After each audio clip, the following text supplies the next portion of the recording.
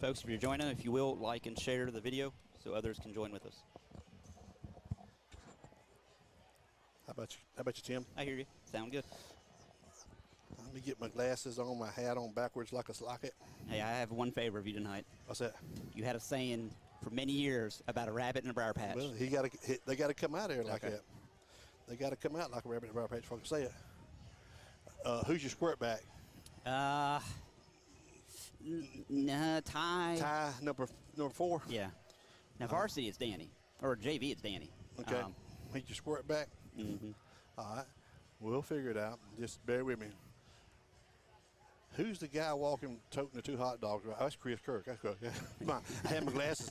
I can't see with my glasses far off. I can see. I had to look over the top. Is Pat here or not? Is he at home? He's at home with the younger Durr. With Danny? Jay. I mean, Jay. Yeah, Jay's home.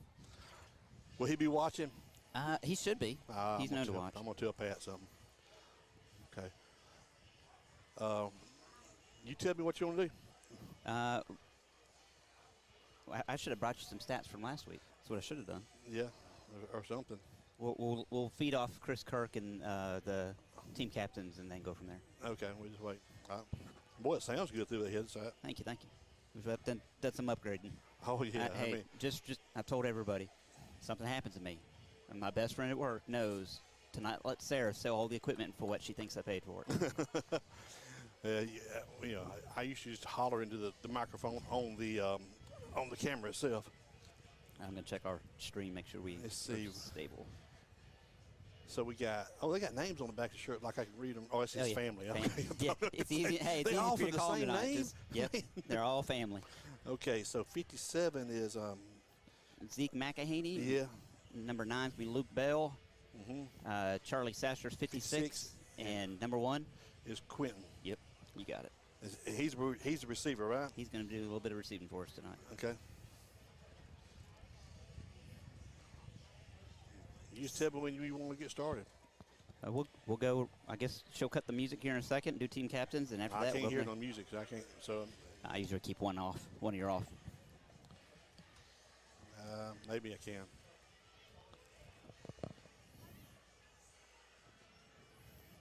I'm going to step in there and make sure she knows to cut the music.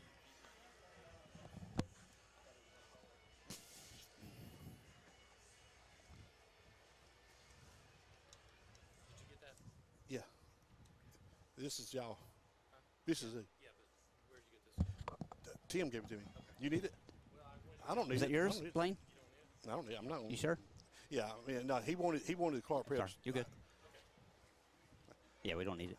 They're for the other team. No love from the other team. No history. Oh, well, if we make it through halftime without getting fired, it's a win. I love to fire volunteers. No. No, I know. You don't know my history. I know. I remember. I talked to Betty, and Betty, she was dying laughing. She said, Blaine, you got to be kidding me. Of all teams, this could be your first one back. So, Sure, why not? Sure. Hooper told me.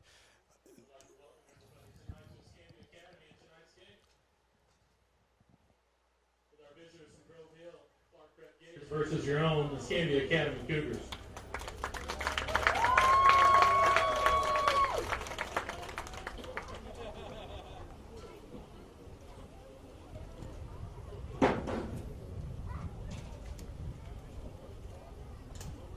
Escambia has won the toss and elected to receive the ball to start the first half.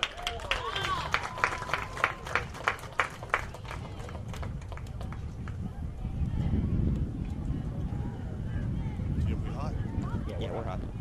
Okay, everybody, welcome to Escambia Academy Football. You're not in a time warp. This is Blaine Chastain, once again on the call for the EA Cougar football season. Welcome back. Well, thank you, Tim. Thank you. Many memories for you here to have with you. Yes, sir. Yes, sir. It's a Thursday night special, ESPN game. We've got Clarke Prep Gators from Grove Hill, Alabama, made the trek over here, and they're going to be hosted by the Escambia Academy Cougars, and the Cougars are breaking out Here come the Cougars.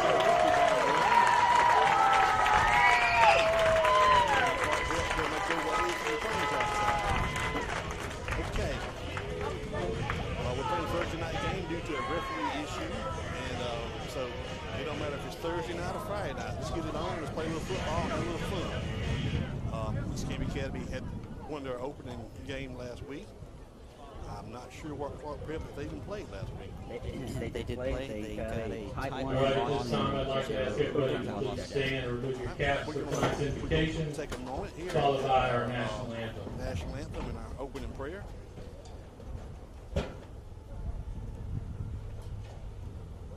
Dear Heavenly Father, we thank you once again for this time, for these two schools to come together in athletic sportsmanship. We pray during this game that you keep all these players from injury. We also ask for traveling graces on the way home tonight. We thank you that we live in a country that we can do this. Pray to you freely without any reservation.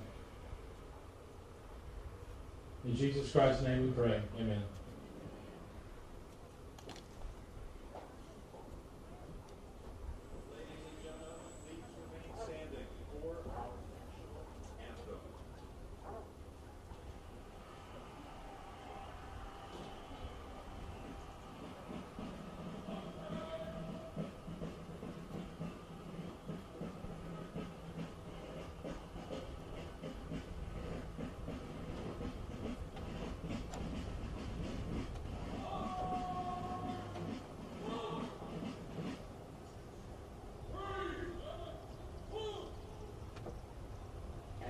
To honor America, 5-time Grammy Award winner, Carrie Underwood.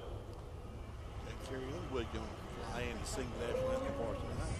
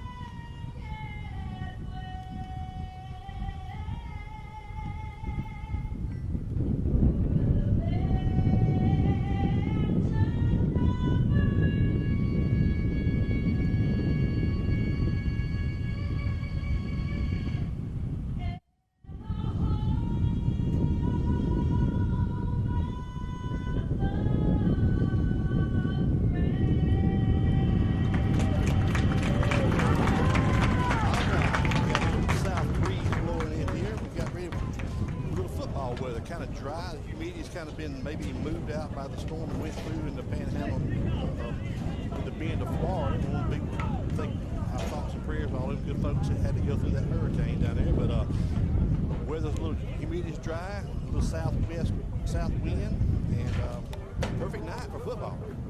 So the Cougars will be receiving the opening kickoff. Now, y'all got to bear with me. It's been a year or two since I've been here. Since we've done this, we have flipped the home and the visitor side. So, I will give you the call and hope I don't reverse it or invert it.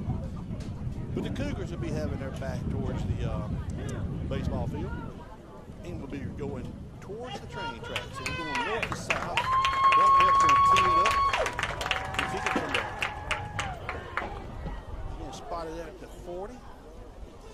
Looks like. In the kick is number 18, Camden. We got number 1. Back deep to receive. Going to be back deep. We'll have 4 being across the line at the 25. And then we got our first line of blockers at the 50. They'll drop back and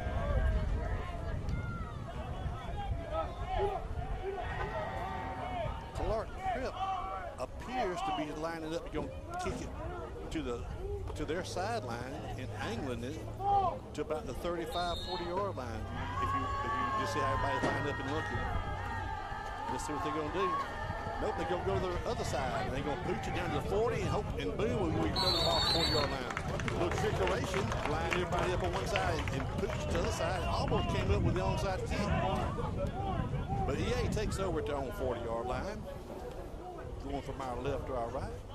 S.J. Riley recovers the ball. It takes a few minutes to get that straightened out after being on the other side for many years. Oh, yes, sir. We're going from the baseball field to the train track. First and 10 from the 40. We're going to go with a shotgun formation. Got a back to the left side of the quarterback. Quarterback is going to be Keller Costin. Going to give the ball to right to the middle, and he's met the backfield and lost about 2 yards, maybe 3 yards. Number four is Kansas ball Kansas, carrier. and he somebody shot the gap on him, and bam, he was taken down for about a 3-yard loss. Brought down by Black. I think maybe he missed the So he loses 3 yards, taken down to 13. First snap, Juniors, we'll figure it all out. Here we go, second long 12 or long or short 13. So quarterback drops back, he looks, and he's going to throw it down deep. He's overthrew him about 4 yards. He had him. Number 8 was wide open, had beat his man. That's going to be Cameron Bryan. Keller just laid him a little too much, a little bit more air, a little bit more direct shot, and it was a TD for sure because he had him beat by 3 steps. 13 from the 37. Keller's he's getting his wrist called in to the sideline. We have trips to the left, one man to the right. We have a back to the right of the quarterback. Quarterback drops back, he airs it up, he throws it deep, and this is going to be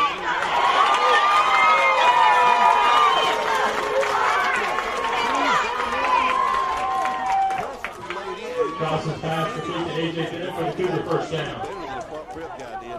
The only thing he didn't do was knock the ball down or get a first and 10 from the Gator 30. Had it covered great, and the receiver just made a great catch off a pretty pass. So the ball's down to the 30-yard line of Clarke Prep. First and 10 for the Cougars. We're going to go one man split wide left, 2 to the right. We got a wing back over to the right, and we're going to go 4 to the middle, and he is met in the backfield again. Against ball carrier. He is met in the backfield on a cutback by number Down to number 7, Clarke Alex Prep. Hayes. So we lost about a yard now. Play loses 1 yard, second and 11. Back, and he cut right back into number 7. I don't know who made the block downfield just then, but one of the Cougars just pancaked somebody down there about 15 yards down the line. I'm going to give the credit to Zeke. Well, I'm tell you what, I don't know who he was, but I find where he was and run behind him. But he had took his man down the field and deposited him. High snap. Quarterback looks up. Oh, the pass was behind him. He had him. Crosses pass against the road and brings up 3rd down. 10 deep on the slant, and we're lucky that would be a good snag.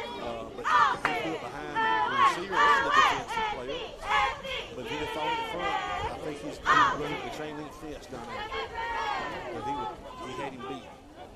So we're looking at 3rd and 11 from the 31-yard line. 2 wide left, 1 to the right. Wing back to the left with the back to the left of the quarterback. Keller drops back, looks, and the same play.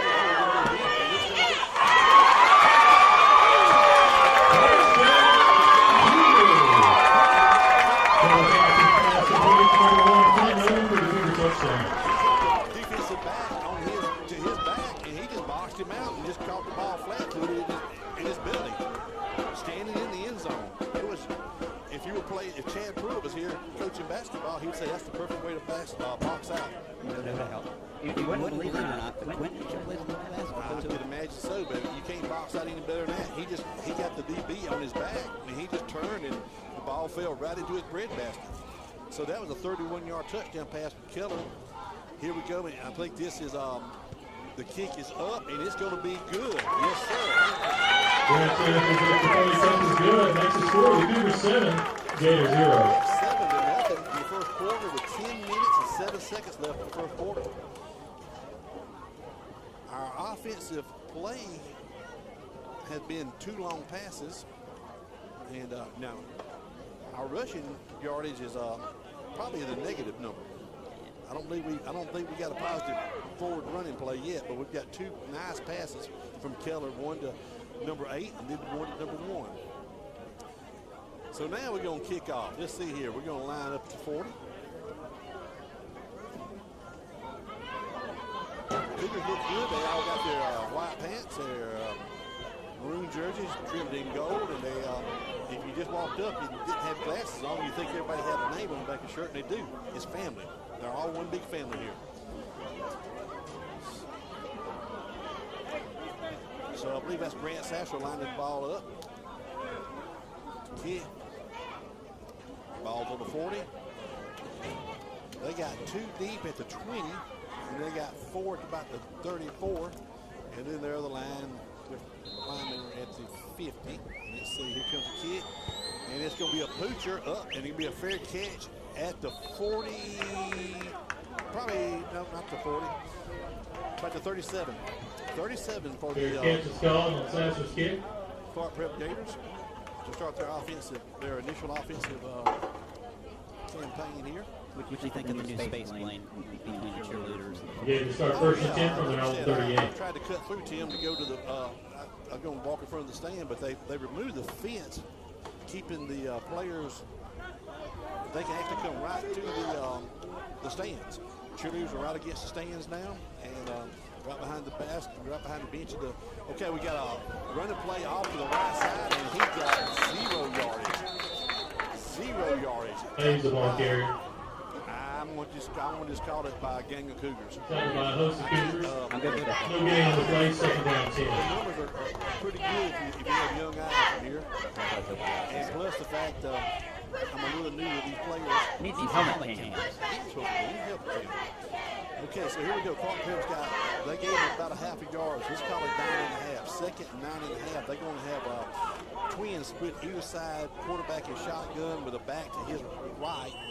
And we've got timeout or something. We had a back come off. The defensive player had to come off the field because of something wrong with his uniform. I don't know what it is. They're saying something is wrong with it. He's got to tuck a shirt in, or he's got to tighten a belt up or something. But there's something wrong with the uniform. Did not have a belt. No, his belt was hanging down too long. I believe they just took his belt off and threw it back on the sideline. So it's better not to have a belt than have a belt. It's too long. So I don't know if that was a charge timeout or if that was a referee, if that was a timeout for equipment failure or what. You don't want a water fountain. What time they take those water times? It's about 7 minutes in each corner now. Pretty quick. I felt like they would every couple minutes there. Well, it only comes quick if you don't want the momentum broken. If you need momentum breaking, it takes forever for water break. Okay, so we're gonna man up out here. We're gonna be in the wide receiver's face on the outside. The slot man, we got somebody over the top. And it's gonna be a zone read, and he just started in the backfield. He had a lane. Running back had a small lane. It was I don't know if it was a zone read, but just a straight dive over the left tackle, left guard. And number 7 ball carrier brought down by Sasser. Kind of tripped over the tough monster. Thank goodness. So it picks up 2 yards, 3rd and 8. Makes it 3rd and a long 7, a short 8.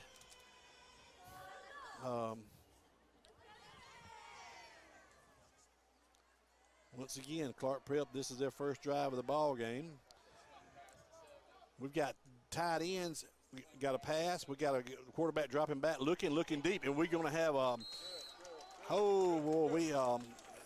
number 10 was the intended receiver, and number 2 got away with one right there. I'm going to just tell you, 10 broke, but the ball was overthrown. But 2 had him a little tug on that shirt sleeve, and it didn't really impact the play. But I thought if the ball would have been a little closer, I don't know if that referee wouldn't have thrown a flag, but the ball was uncatchable, really. We got number 2 back deep. He's going to be lining up about the 25 for we got a bad snap. We got a rugby kind of punt. You're going to take on a big one bounce. You got the ball at the 30, up the field. He's up to the 45, 35. He's breaking, and he's brought down to 37. So Cougars take over to 37. It was a bad snap to the Clarke Prep punter, and he kind of rushed it and got a low kick off, but it made one big bounce. Number 2, A.J. Bennett picked the ball up on it, and he made about a 7-yard return on it. And so here we go. So the Cougars lining up. They're going to have 2 receivers. They're going to have twins to both sides. You're going to have the quarterback in the backfield with the back lined up on his right hip. Going to give to him up the middle. No, the quarterback going to keep her. Keller's up the middle. He makes his own read. He is up to the 50 and still rambling down to the 48-yard line of Clarke Prep. He even fooled me. He pulled the ball away. He pulled it away from number 2, I believe it was, and no, it was number 4.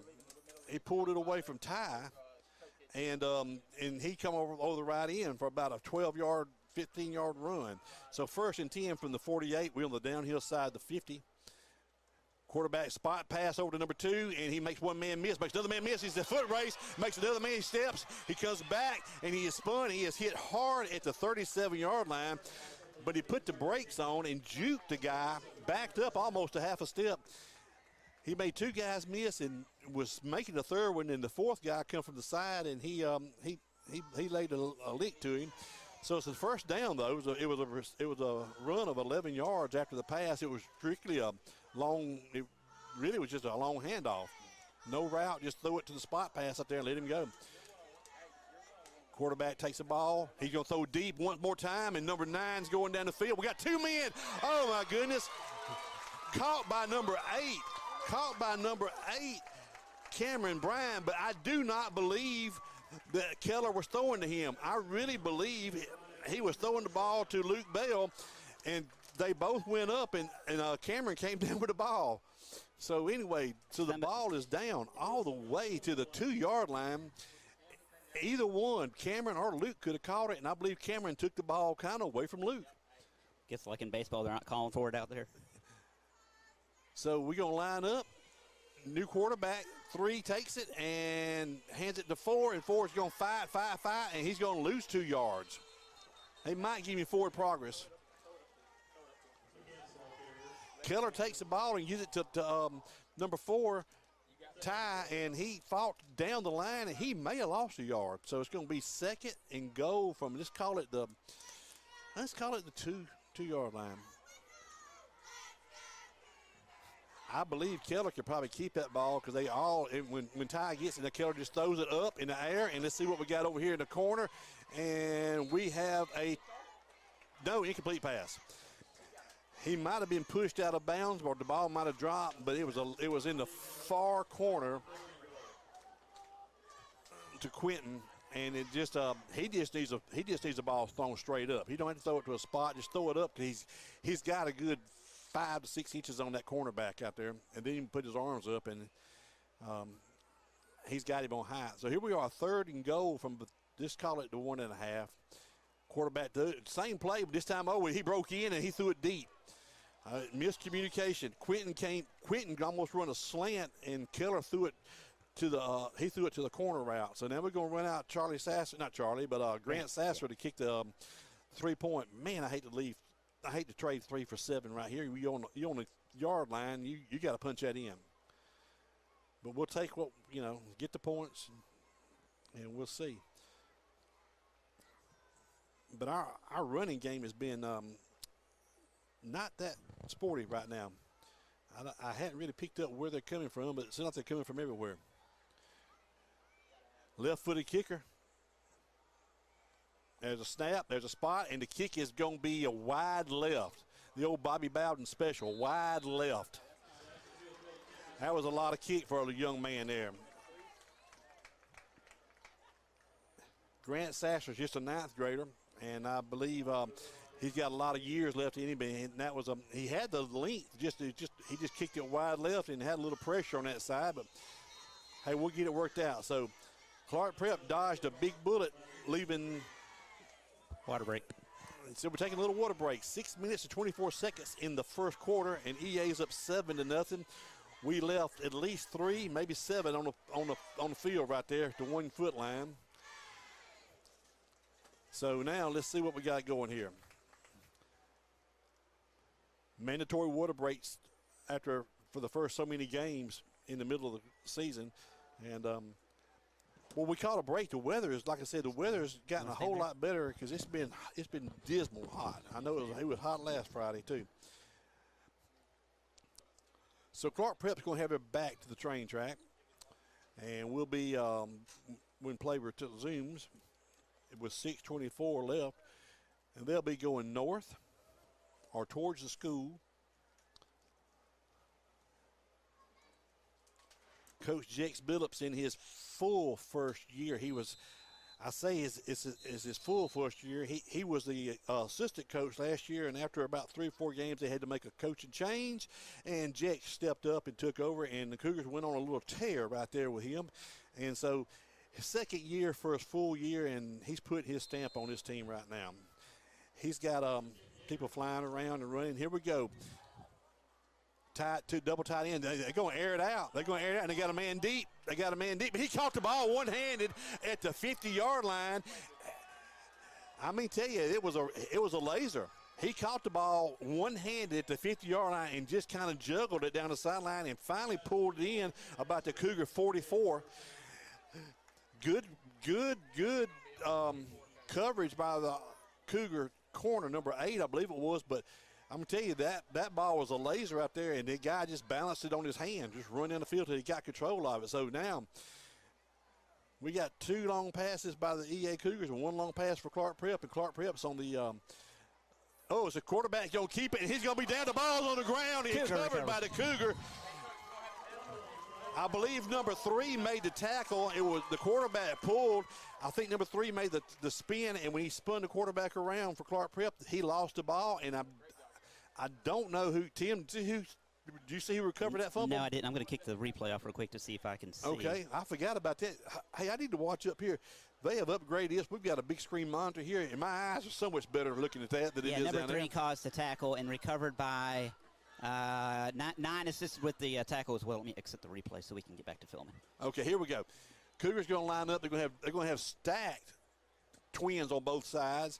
Quarterback drops back, throws it up. No, he don't. He pumps it, and he's going to be taken down and slammed hard. I mean, WWE'd him. They kind of gave him the old suplex and just brought him down at the Cougars 43. That was a loss of about 7 yards. So you're going to be looking at 2nd and 18. We had twins, but they were stacked on both sides, and it looked like they were going for the home run ball. I think Coach Billups said, look, after a turnover, let's go big and try to get something. And it just did not have time to develop.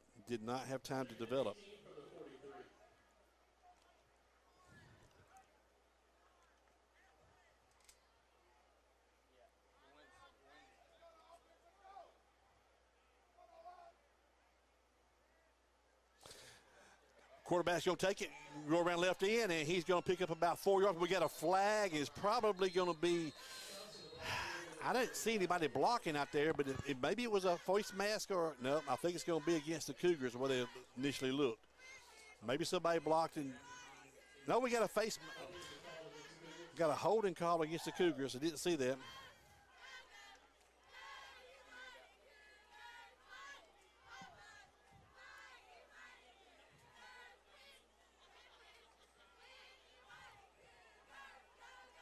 So we're going the wrong direction after that fumble. So they declined that. So we're going to be looking at 3rd and about 15 from the Cougars on 45. Quarterback takes it, and we got a penalty, a flag somewhere. So far over the top on cue, he still can't help that much with a post. I do not know what the stoppage in play was.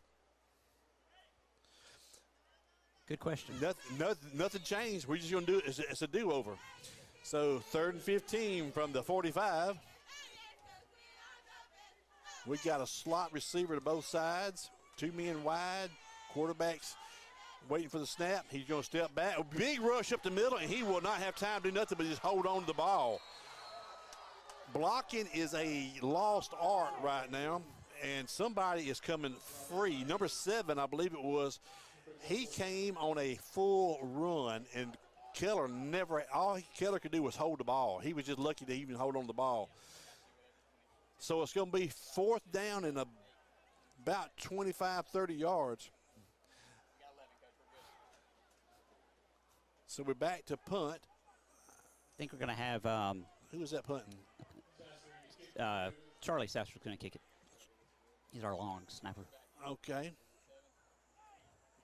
They got their receiver back. Oh, we got a big little rush on. Nice little punt. It's going to be taken at the 40, at the 37.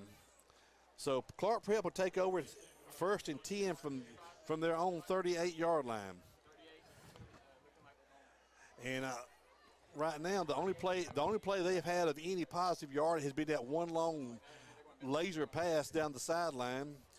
And right now, you could sum this whole offensive game up with 3 long passes, 2 by EA and 1 by the Cougars. I mean, no, 2 by the Cougars, 1 by Clarke Prep.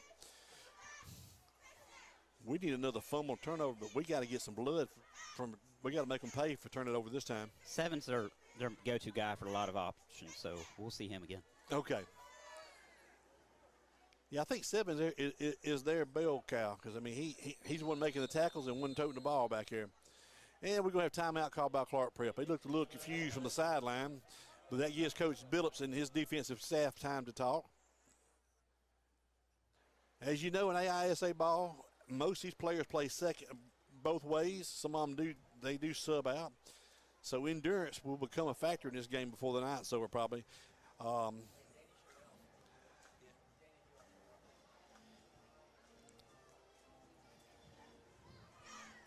We got our cheerleader squad down here right against the stands, and we're trying to keep spirits going. Everybody's trying to figure out where they need to be this year, and so we got some things working. Clarke Prep's done broke back from the huddle from the sideline, and they're lining up over the ball. Referees are all talking about, hey, who's going to buy the Waffle House tonight on the way home? Nope. And then they break away.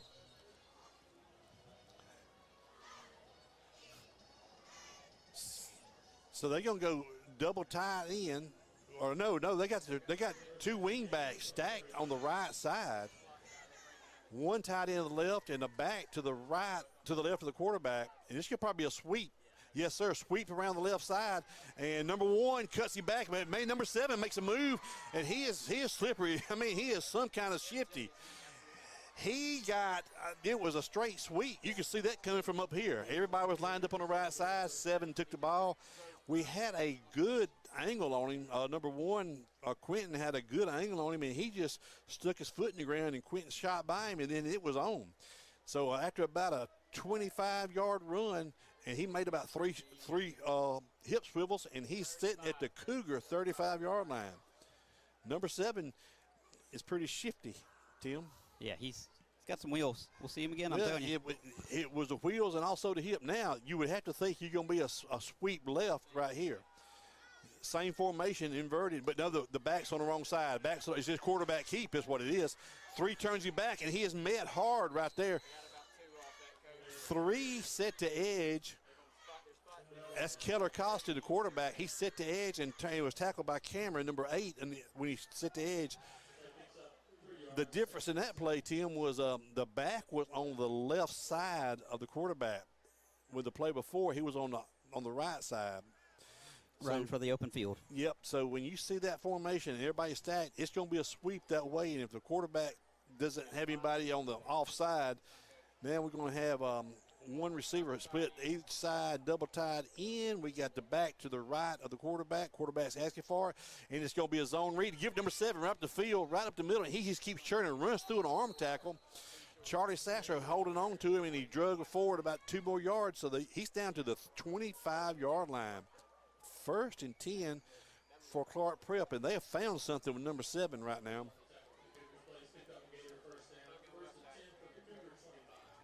So right now, if 7 went to get a cup of water, they need to go with him because he seems like to be the one that's going to carry the ball. Going to have a slot receiver and a wide receiver to the right. Quarterback's going to be set up back to his left. He's dropping back and just going to air one up. It's a jump ball, and we're going to have a good call by having a no call.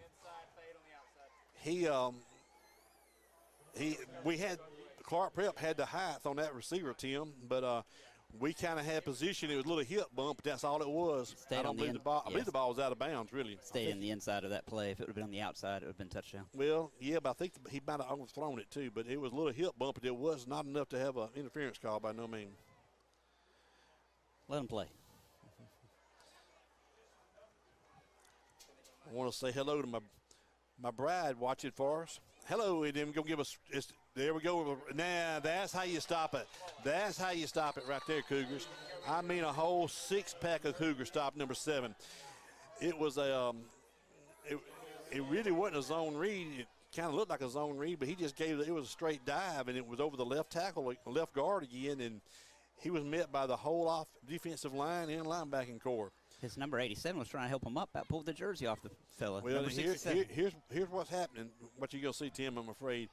They're going to hit that play one more time, and then the quarterback's going to pull it, and he was wide open around the backside. Hope we don't see that until we get the edge set. Quarterback's going to look. Going to throw it up here. It's going to be a slant. I got pressure on him. It was supposed to be a dead slant, and he's going to just throw it up. That got to be intercepted. Yes, sir, it is. Picked off. Running backwards is number, I can't see the number, but he's got the sideline, and he is down. Number 9. That's going to be Luke Bell. Picked it up, and he made a backward step, bought him a little space, and returned the interception down to the 34-yard line. And I think our coach on the sideline might have fell over. I just know he's picked up his headset right now. Yeah, the biggest hit on that play was Coach Billups going after Luke, celebrating with him. But that play was set up. It was supposed to be a slant, a quick slant, and somebody had it covered. Then the quarterback panicked and was being pressured and made a bad decision, throwing it back against his body over the middle. And Luke Bell just hanging out in the middle like a center fielder. And he had to catch that. Quarterback will take him, get the ball right up the middle, and we got, oh, man, number 7. I'm telling you, there was a lane, but 7 fielded. He's not that broad, but that sucker is quick. And so that was number 7 tackled by 7. First down run of 1 yard, making it 2nd and 9 from the Cougar 34. They got over the top help on the on Quentin over to the left. Then we got a man going deep. Two's looking, and he could not find the ball. AJ could not. He looked over his left shoulder. The ball was kind of over his right a little bit. And but what they're doing, Tim, I don't know if you noticed, but they got Quentin's on the left side over there, and they got a man in his face, and then they got a number 1 safety back about 15 yards covering with him. Yeah. So you got 3 people covering 2 on one side, and the other 2 men are man-to-man, and we just missed a connection. Everybody back on the side. Here comes the play. Snap. Quarterback takes a little. It's going to be a slant. Oh, wide open. Oh, my gosh. We just missed him. Our slot receiver was wide open, and the ball just fell. I mean, just missed him. He just didn't. I don't think he saw it coming. I don't think he did. Or he thought it was going to go to Quentin 1. I don't know what it was, but it was just not good. So here we are. Kicking again. 4th and about 11, 4th and 9 after the interception, the Luke Bell interception. That's 2 turnovers we've got, and we have not made any hay with it. We have got to make these turnovers produce. Number 4 coming to the ball game late. Like I say, everybody's trying to figure out where they got to be these first 2 games. Charlie Satchel gets the snap. It's a little off and a little pressure, but we got it off, but not the best punt. Maybe we get a little roll. We got to roll out to about the 44-yard line, looks like. They are going to give us the 45 and a half. So it was the ball was kind of snapped to Charlie's left. He had to move that way, and lo and behold, there was people coming that way, and he just kind of rushed his kick. Glad to get it off anyway, and so you're looking at the ball. 1st and goal. Oh, we got they walked it back to about the 48-yard line. I'll take that. Yeah, we picked up about 3 or 4 yards on the bounce, I reckon. I think this line judge over here had a better view. Yep, we'll take it. So 1st and goal from Clarke Prep Gators visiting here to Bachelor Field. Ball spotted to 48, right in the middle, just a little off from the be on the right hash, the far side hash. They're going to go wing back both sides, double tight end. You're going to put a man in motion. Just a little flip pass to number 10 around the right end, and he is met at the line of scrimmage for about a yard gain. They just they took the wing back, brought him in front of the quarterback, and that is actually a pass. So if he'd have dropped that ball, that would have been an incomplete pass, no harm, no foul on their side. So at the end of the first quarter, Cougars were up 7-0, but, man, we've been at the 1 yard line and left points. We got to get points here. Want to welcome everybody in tonight for the Thursday night special at Bachelor Field here in Canoe, Alabama. Good to be back on the air. Don't know, y'all may not appreciate it, you may not like it, but this is what you got tonight. I'll let you know if the viewer count drops. How about that? Okay. Now we're doing pretty well. I think we've got a lot of visitors watching. 66 on Facebook, about 77 on the old YouTube, and Twitter, a bunch on Twitter. Normally we don't have a bunch on Twitter. Well, But great. So I want to say hello to everybody over in Clarke, over in Grove Hill, Alabama. Thank y'all for coming down 84 and taking a ride, coming on into Atmore, Alabama. And so we got things going here, and we're going to be moving forward here in a few minutes. They're going to take a little water break at the quarter here. A lot of things happening. If you're interested in Escambia Academy, come on up and visit with Headmaster Susie Clarke. She'll be glad to give you a tour and talk to you and tell you about the benefits of Escambia Academy. Low pupil to teacher ratio, excellent college acceptance for everybody. If you want to be involved, this is your place. You can play every sport, and you can be involved in anything you want to be involved in. If there's something you want to do and they don't have it, they'll be glad to talk to you and let you start it. I'm all for that. I want to thank Tim Dewar for bringing the technology level up to the year of 2023. When we first started this thing back in 2009, 2008, we were using a handheld camcorder and talking into the microphone on the camcorder, and it was fun. It was frustrating, but it's all we have. And technology has made great leaps and bounds, and Tim has kept everybody up to date with the best of everything. I mean, instant replay, great coverage away and at home. Sometimes we do, sometimes we don't. Sometimes it's a struggle. Sometimes we need a. Well, we depended on somebody else's internet most of the time. Some places just now have discovered the internet. Yep. Nothing against them. It's just their location is just not a big demand, and they can't get the high speed that we need in it to broadcast these video feeds. But hey, like the folks across the creek, we just do the best we can. Okay, so Clarke Prep takes over the first snap of the second quarter. Ball sitting 2nd and 9 on the Cougar 47-yard line, and they got the bunch formation. 4 back there. Quarterback's going to take the snap. Going to put the man.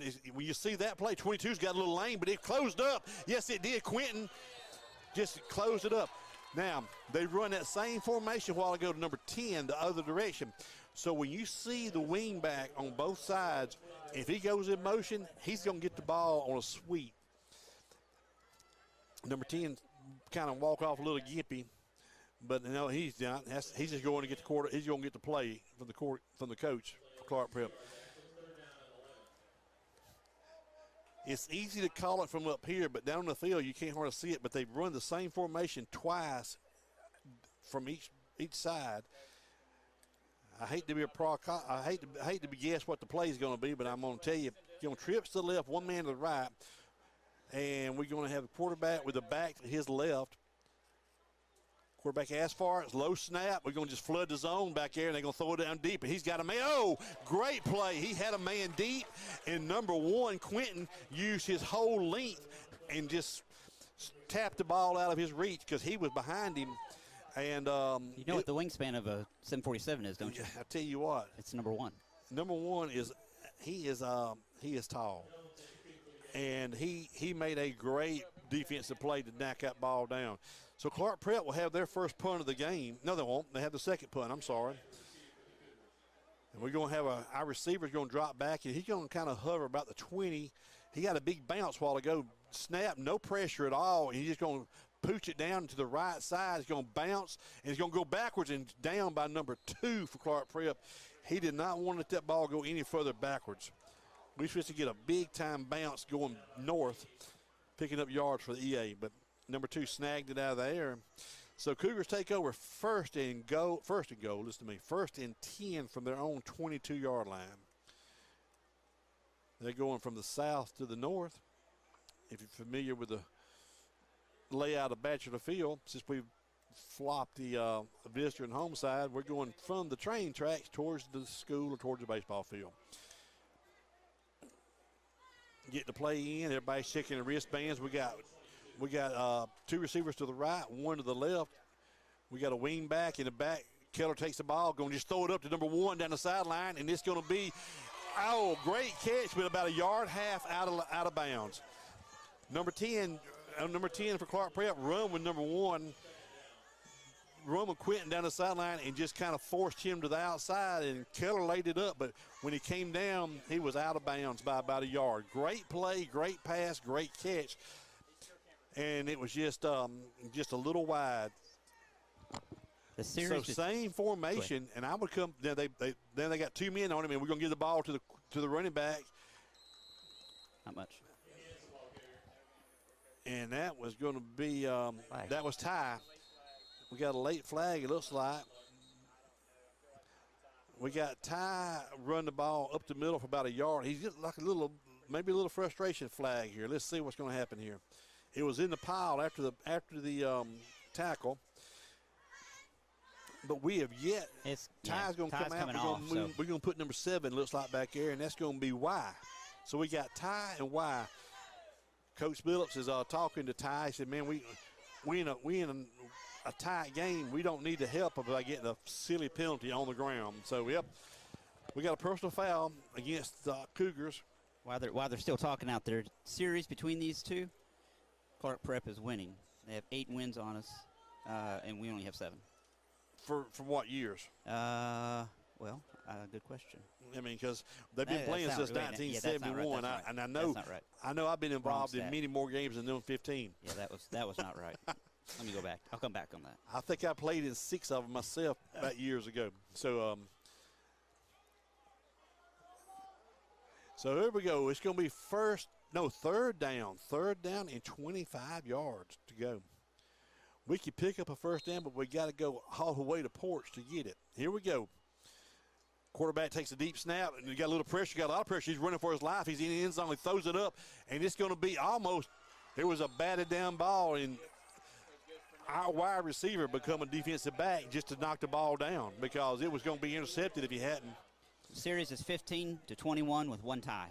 15-21, 1 tie. Who's got the 21? We've lost 21 times. Yep. Clarke Prep used to be a powerhouse back in the early 70s, or mid 70s and late 80s, early 80s, and they were strong. They were strong in about 2000. So here we go. Charlie Sasser going to drop back to punt, be punting standing at his goal line. But we're going backwards. We need to turn this thing around. We need a big punt and no return here. Charlie's waiting on the snap. It's got a good straight on snap. Charlie takes it, and he gets a much better kick high. The ball's going to bounce. Nobody sees it yet. It's going to roll up to about the 44-yard line. Down by number 21. That's going to be Danny Dewar, I believe it is. The other one. Close no, enough. Timmy Dewar. I'm sorry. Close enough. One of the Dewar boys. And I believe, that was Timmy. The oldest one. Danny, the younger one, I believe he ran a 2-mile race this afternoon in Mobile. They got back over to the ball game. You talking, like I said, if you want to do something in the Escambia Academy, there's a place for you. Sometimes you can do a lot in the same day. Not intended. So here we go. Cougars on defense, trying to set up at their own 43-yard line to stop the Clarke Prep offense here. Straight ahead run number 7, and he just kind of, man, I'm telling you now, he runs up in that pile and just kind of freezes for a second, just stands there and just shuffle. And next thing you know, he's picked up 7 yards. Now let's give him 6. Let's don't give him 7. Let's give him 6. 2nd and 4 from the Cougar 36-yard line. But it was just a straight dive over the left. They like to run over that left guard. I didn't figure that out. That left guard is pretty thick, pretty tall, probably the tallest one on the team. And his left tackle ain't too short. Going to put a man in motion. Going to be a little flip pass to it. No, it's a fake. Number 7. Oh, down the backfield. We had him and missed him. Had him in the backfield. Come up a little short. It's going to be 3rd and about 2. But, man, they faked us all off. They brought the man in motion. I thought it could be a little flip pass or Utah shuffle, what you want to call it. But they gave it to 7, once again, over the left guard, left tackle hole. And we had a man break free on him. I can't remember the number. But he just whiffed on him, just kind of give him no hip shake, and he picked up about 4 yards. So it's going to be 3rd and a long 1.5. I would say 7 is going to get the ball right over the left tackle, left guard. Let's see what we got here. Oh, the quarterback's going to take it right over left guard and tackle. He's got his first down plus many more. And he's still pushing the pile. He's going to be down to about the 22-yard line. 1st and 10 from the Cougar 23. Clarke Prep just took it, and it was just a quarterback followed everybody over the left side. They love to run that left side. That's their best run right there.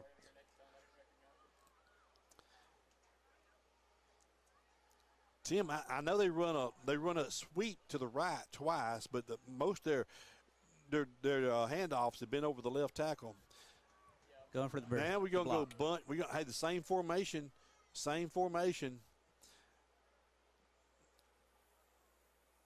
But they're going to run to the right. Quarterback's going to follow number 7. This time the bunch was to his wing backs were all to the left, and he run into just the tight end side over here by himself behind number 7, and that did not work on the right side. So we can hold them on the right side. That left side's kind of where we're being exposed a little bit, Tim. Yeah, we'll get it fixed, hopefully. Yeah, that is why we cannot leave points on the field. Being at the 1-yard line, we need to get some points out of that a while ago. You got to take advantage of every turnover you get a chance. Oh, yes, you do. Yes, you do. Okay, so they're going to go bunch to the left. Quarterback's taking the ball, and it's a low snap, and it's going to be a toss pitch, number 7 around, and he's going to have about 6 yards, maybe 5 yards. Flag on the field. Was it a flag? It might have been. It might have been a block in the back or a hole, because the general rule is the longer the play goes lateral on the run, the bigger chance for a hole. 7 has come off the field with his helmet off. He is bent over on the sideline. Yeah, he's probably throwing up. He's probably sick. He's walking it off. I didn't see a flag, Tim. You called a flag. I thought I saw something yellow fly in the air. No flag. So it's going to be 3rd and about 5. 7's out, but that was a low snap and a low pitch. This is going to be probably a quarterback keeper on the left side, I would just call it. Let's see what we're going to do. Look here. I'm no prophet, but give me a star. Okay? Because with 7 off the field, your quarterback's your best running back right now. And when they got that bunch on that one side, if they don't put a man in motion, they're going to run to that side. So you're looking at 4th at about let's just call it 4th and 4. You go for it at this point in the game? Well, I watched the kicker pregame, and he was pretty spot on. No, I'm telling you, spot on. You can't kick it here. No, you got it. They need 7, and they need morale right here. Blaine, did you see the news that was on AISA recently? Which one? The kid from Patrician committing to tight end, committing to Alabama. He was committed to Mississippi State. Well, I've got some connections to Patrician Saints over there. Yep. I knew he was supposed to go to Mississippi. Yep. And there's been a little push on him here lately. So Nick turned him, I reckon. Yep. But hey, he's a good-looking kid, and 6'5", 235. He is much a man. Yeah. Much a man. We'll play them here in a couple of weeks. Yeah, and that may be my one road trip I may go broadcast at. Go in the hot box with me. That box yeah, I got some inside connections up there, and I'm gonna be. They'll feed me and put me up for the night. And okay, that's awesome. And got maybe a guest commentator coming in at halftime to critique the coaching of the Patrician Saints. Awesome. We've got some good friends that coach there, and so I've got a guy that's just he is really involved in following Coach Allen, his career, and he'd love to come show the love for him. So maybe I'll make that trip. Maybe they can give us some internet while we're there. Well, we'll see what we can do. That'd be awesome. Thank you. Okay, so they are going to go for it, Tim. No kicking here. I mean, this is kind of that tweener. It's a little bit too close, a little bit too far. And now I'm going to just call this. They got everybody bunched to the right, but they've been running the ball to the left mainly. But they got it set up for a bunch, a run to the right here, and it's going to be it's a fake. And it's a screen, and he's got his first down. But he is met hard. Hey, he may be short a foot. It counts on if they give you forward progress, but they fooled everybody. They're going to measure it, or they're going to give it to him more. They stop in first down. He got it. He didn't get it by much. They set everybody up on the right side, and it was just a screen to the left over there, and we had pressure on the quarterback, but they executed the play just like you drew it up on the chalkboard, just enough for our first down. So now the same formation, bunch to the right, quarterback with his back to the left, and low snap, giving it over the right side. He's got a lane. It's a foot race. He's got a touchdown. And we got a bump in the back as he crossed the goal line. But nope, no flag. I was afraid it was going to be a flag. But anyway, they bunched everybody right, and it looked like it was going to be a dive, but he kind of just broke it off the right hip, and it was kind of a wall there and just swept it around the right side. So this is why you got to, when it's first and goal from the one, you got to get a point. So 6 to 7 waiting on the extra point here. Tim, you said they got a real straight-up kicker. Let's see what we got here. Right-footed kicker. Well. Waiting on a snap. Got a low snap, and ball's on the ground. It should be blocked, and it's going to be – he got that ball through somehow, and it's good. I mean, he kicked it under people. That ball was on the ground. We had one Cougar standing over, and he kicked it under his arm. I mean, he's got to dive at that ball. He has got to, because he could have. I believe our Cougar could have actually knocked the ball off the spot. And the ball went under his arm. So we tied up with 5 minutes and 26 seconds left here in the second quarter. It's tied up 7 to 7. And the Clarke Prep visiting Gators have found a little offense. The Cougars have no offense at all on running the ball and just a couple of deep passes. We got to get this ball and keep this ball the whole 5 minutes and 26 seconds in this quarter. We cannot turn the ball over to them right now. I wonder if it's going to be another little short kick like it was. Well, they saw something they didn't like, and they tried to pooch it for a short kick or maybe even an onside kick, however you want to call it, Tim. But they lined it up straight this time, and this time it looks like they're going to just angle it. A while ago, you could tell how it was going to be. But now everybody's kind of leaned to our side, and they got one receiver to the far right, and the outside gunner. Yep, they're going to do it again. And, hey, this ball should be returnable. But, nope, Coach Jack says, hey, let's just start at the 40 and go. There's no sense being silly and giving up a good field position here trying to make a play. Sometimes you see that up back and say, I can pick it up. But Coach Jack says, Coach Billups has told us, hey, look, on this front line, you just take a knee and we'll start there. So 60 yards is a lot better than running at 80 yards. Here we go. First and 10 for the Cougars. We're going to have trips to the left, one wide right. Oh, yeah, Coach Gotti is it. We got three being in face-to-face. Number one's over here. So we got a man one-on-one. We should have offsides on number 74 for Clarke Prep, I believe, unless they're going to say the Cougars induced it somehow. And they're going to march it against Clarke Prep. So it'll be first and 5.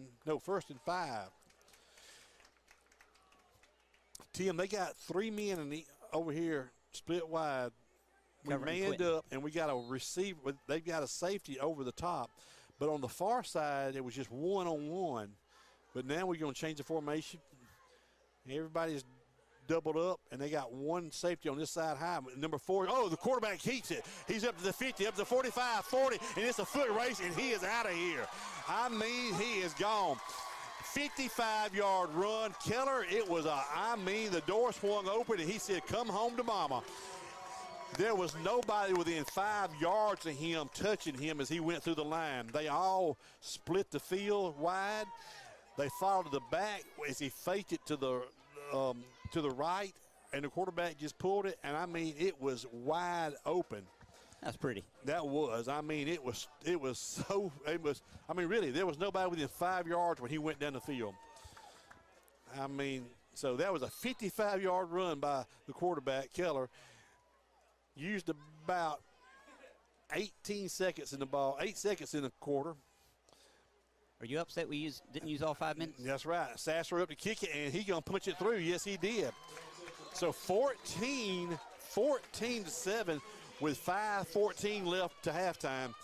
And so the offensive chart for the EA Cougars have been 2 long passes and 1 long run. But you know what? We're up by 7, so we'll take it. Now we got to go back on defense and stop number 7. And that was almost a backbreaker right there, because Clarke Prep had to feel good about it. They went for a 4th down, and they went for a 4th down and picked it up, and then they scored next play. And they were feeling good about themselves, and they were hoping for a defensive stop, and they started with an offside play. And then the next thing you know, they looked around, and Keller standing in the end zone looking around saying, where's the other team at? So now if the Cougars can kick this ball and make a defensive stop here, we got time to do something else. But the big thing is, don't let them back in this ball game. Don't let them know they in it. Oh, that's a good swivel right there. It's going to bounce and roll around. They're going to fight for it. And the ball's up. 22's up to, oh, my gosh, he's got a lane. He's up to the 45, 50. It's a foot race. 45, the Cougars, and he's going to be drugged down. No, he's not. He's going to return it all the way back. We have, my gosh, the number 22 took the ball, kind of caught the ball on the bounce at the 30, and 70 yards later, he's in the end zone. So we started out with a football game, and lo and behold, we have turned into a track meet. 2 plays, a 70-yard kickoff return and a 55-yard quarterback sprint, and we're right back to where we started at. So 14 points have been scored in the last 25 seconds of this ball game. Well, I say 14. I'm going to make the assumption they're going to make this kick. Let's just see. They had a bad snap a while ago, and we should have blocked this punt. We should have blocked this kick. Let's see if we can do a little bit better this time. It's a better snap either way. And once again, we had somebody back there, and we just missed the block. So 25 seconds and 14 points were scored. We went 1 quarter, almost 2 quarters without anything, and then bam, 14 and 25 seconds. We should have blocked both of those PATs. I don't know, they kick it under the arms, or somebody's not attacking the ball, but they're back there. They just missing. They just missing the ball. Okay, so now let's see. Clarke Prep says, I'll see your touchdown and I'll raise you one. So let's see what we're going to do now, Tim. Like I said, we went to a football game and a track meet broke out.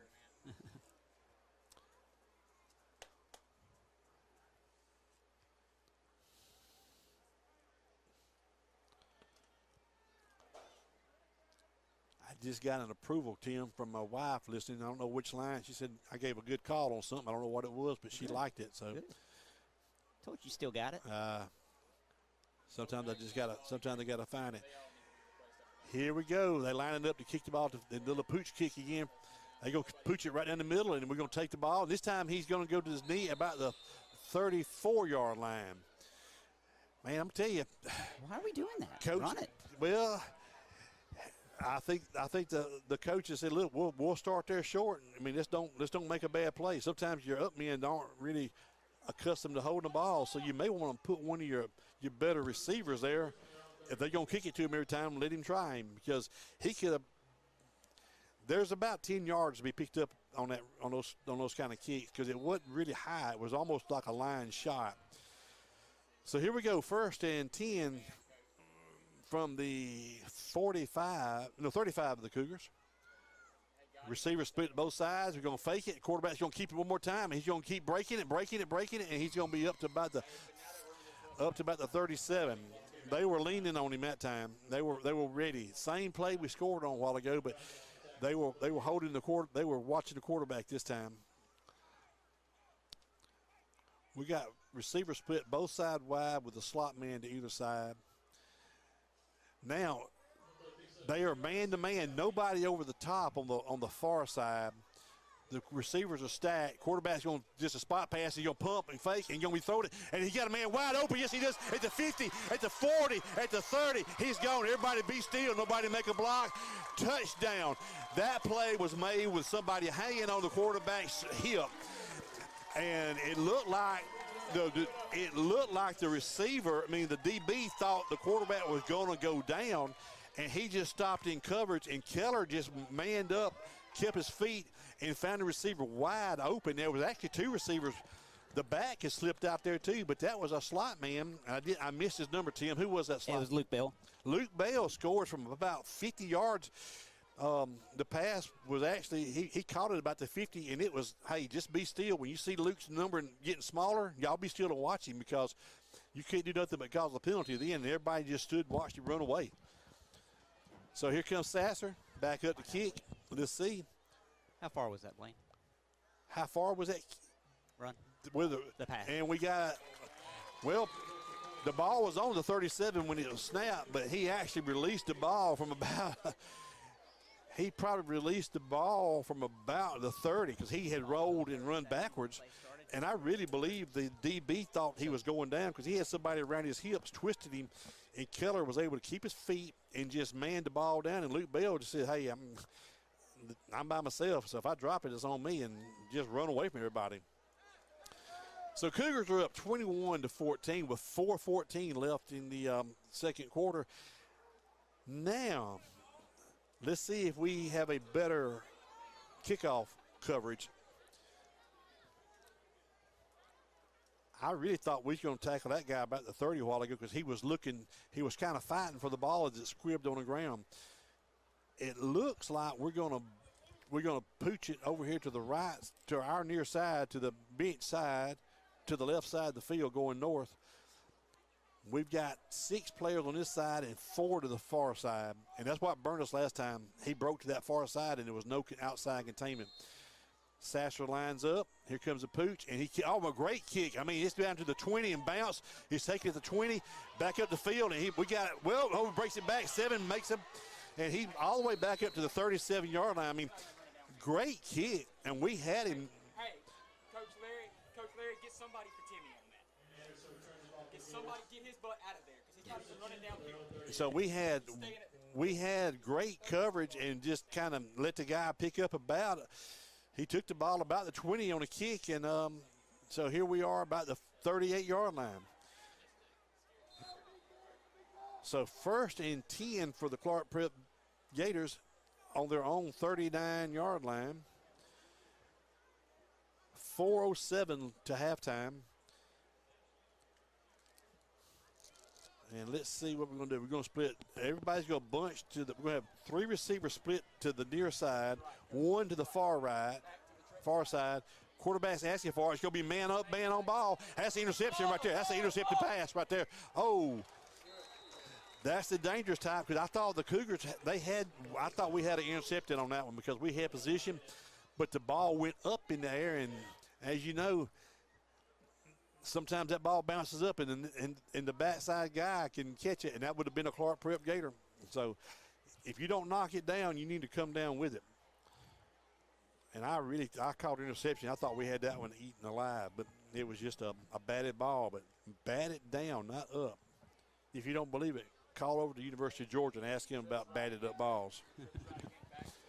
Same formation, but let's see what we're going to do here. Quarterback's taking it, same play. Going to try it again. And we're going to have it this time. We have position. We've got the inside position, and he knocked it down this time. So that's twice they went to the same play. Freshman number 5, Tragan. Tragan is not being out. He's running stride by stride with him. It's not like he's getting beat, and he's not a real tough. I'm going to say the receivers are the receiver and DB are about a perfect height match. But I don't know what they see, but they maybe they're setting up a play, but they hit that play twice, and they lucky it wasn't intercepted both times. Now they're going to go slot receiver both sides with an outside receiver both sides. Quarterback's going to take the ball. Whoa, we got people moving all over the field. People moving all over the field. And I'm going to say Clarke Prep to move first. It looked like a wheel route. If you saw, there was the outside, Tim, I don't know if you saw that, but the outside receiver broke to the inside, and the slot receiver wheeled around, was trying to get down the sideline. So it was it wasn't, it was a little trickeration, but the Clarke Prep jumped off sides, so they can make it 3rd down and 15. Did you bring any Conecuh sausage on your way back through? I did not. I missed a Conecuh place because the interstate was. I had this play. I'll tell you about it. Quarterback's draw. Quarterback going to go up the field and he's going to be brought down. Yes, he was. I don't know who it was, but he stayed home. Middle linebacker, it looked like number 4, Cameron. He sent a punt out. Ty McCants filled a gap, but the quarterback dropped back like a pass. It was a quarterback draw. Number 57, he's holding his shoulder. That's going to be Zeke, our starting center, is going to be out holding his shoulder, and we have enough players on the field. So Clarke Prep is going to drop back to punt, 4th and 11, and we should get decent field, if not a great return. We're setting up at the 30, probably the 28-yard line. High snap, big rush, good. Oh, man, pretty punt. And nobody sees it. And down by the Clarke Prep number 7. Number 7, as usual, around the ball at the 40-yard line. But big, tall, high punt. Now, Tim, I would have brought you some Conecuh sausages, but the interstate was blocked for miles, and I had to actually back up I-65 for about 250 yards till I hit the exit, and I ended up going through Repton and through Range, and ended on a dirt road going through Range and coming out over at Barnett's Crossroad. Yep. To get around all that traffic. So I did not go by the Conecuh Sausage Factory. I'll let you slide this time.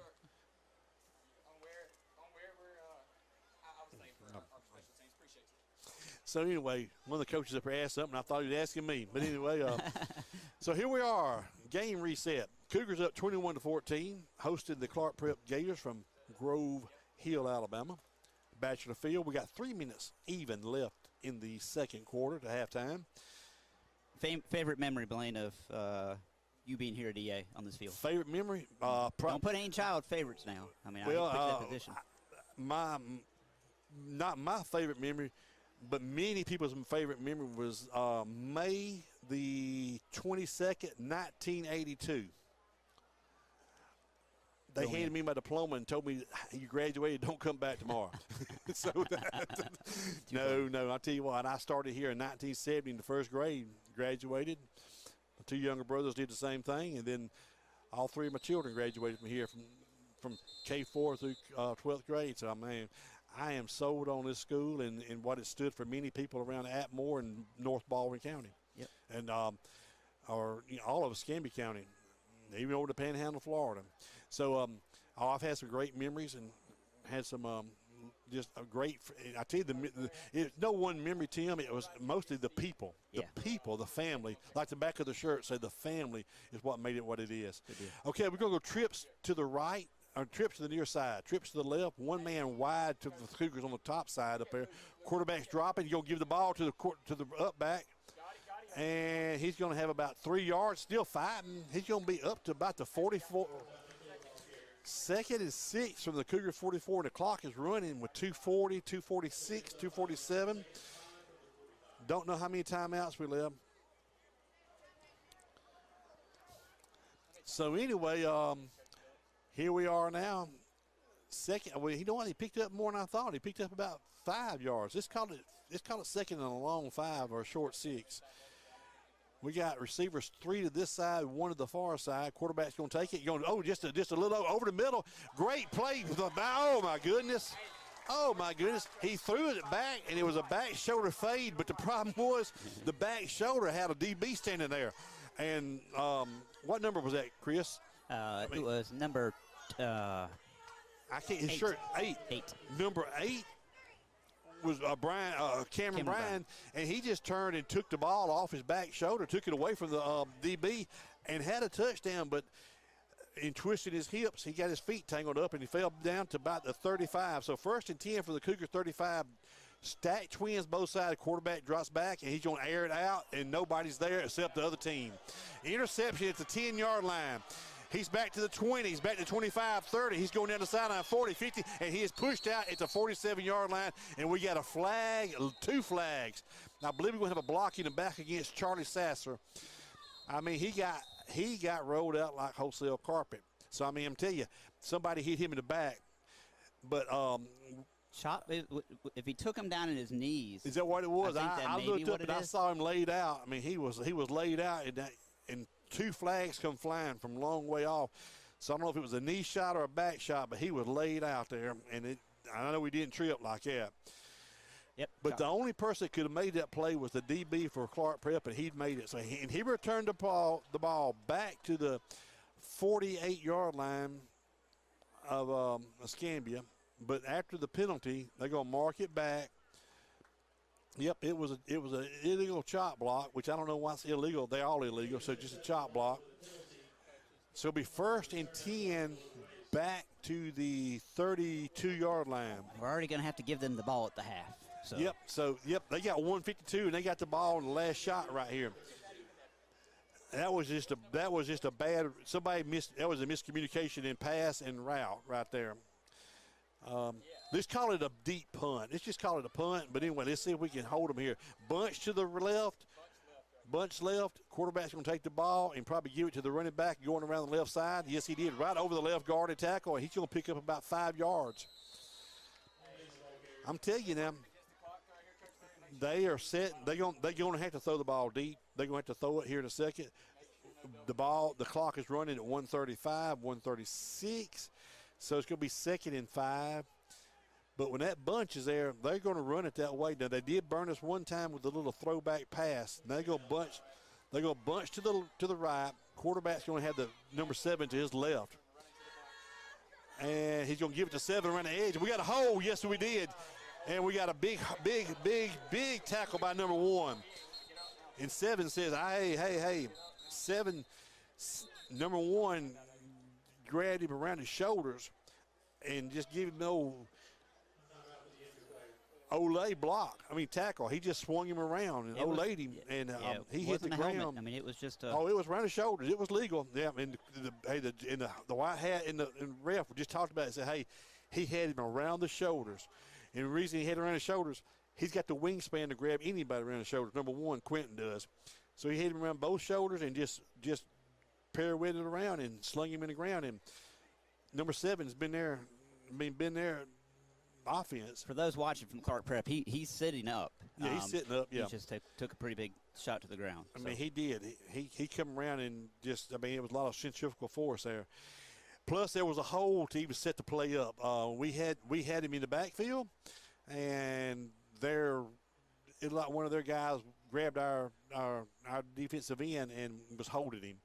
So it's going to be a penalty.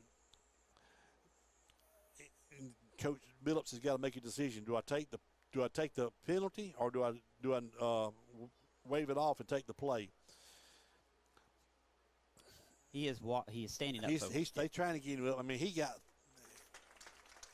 think he just might have got the air knocked out of him. Just give him a round of. I'm telling you what, that's the ball player right there, folks. Yes, sir. That's the ball player right there. He's got to go out for at least one play. I hope it was just an air and not a rattle in the head.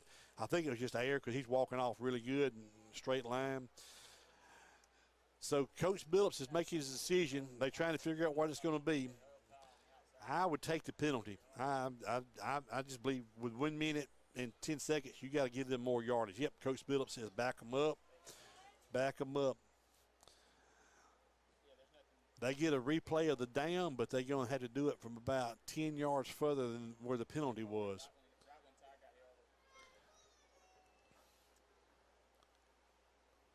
Ty McCants had a bead on him in the backfield, and somebody grabbed him and held him, and that's why he was able to get to the corner. Then Quentin came in there and made a big tackle. Wait a minute. Whoa. They pointed the wrong direction. Wait a minute.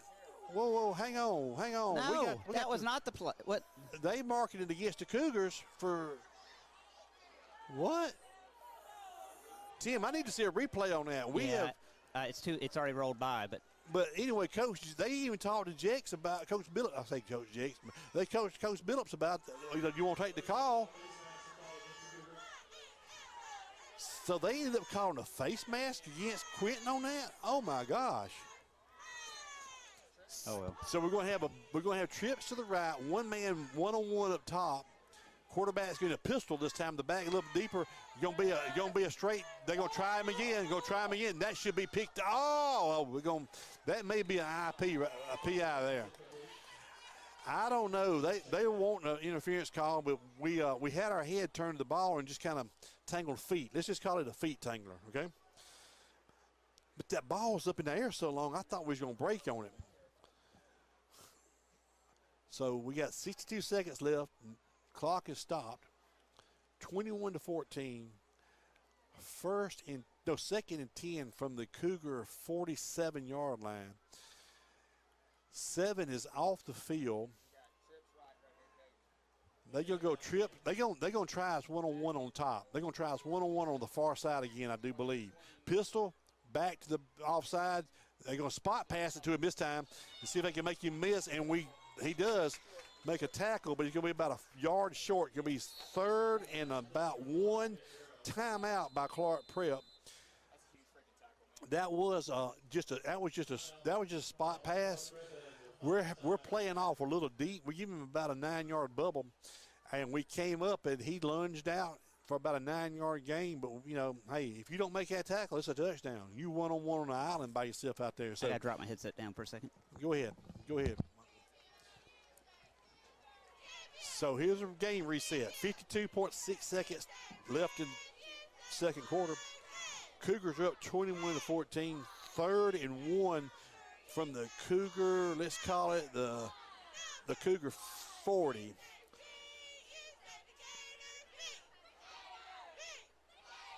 So I don't know if they're going to go for the home run ball here, or do you just try to get the first down? You would almost say, now they're going to have a bunch to the right with a slot receiver. No, I'm sorry, they're not bunching anybody. They got slot receiver and wide receiver to the left, and they got everybody empty backfield except for the quarterback. Everybody else is over to the right. This looks like a quarterback draw almost for the first down. You would almost think it could be a draw situation. Quarterback takes the ball, steps back. No, he's going to air it out. No, it's going to run it. He's going to fumble. Oh, no, he's going to stumble and he's going to throw it deep, and he's going to be picked up the first down, and he's down to the 30-yard line. The quarterback had an option.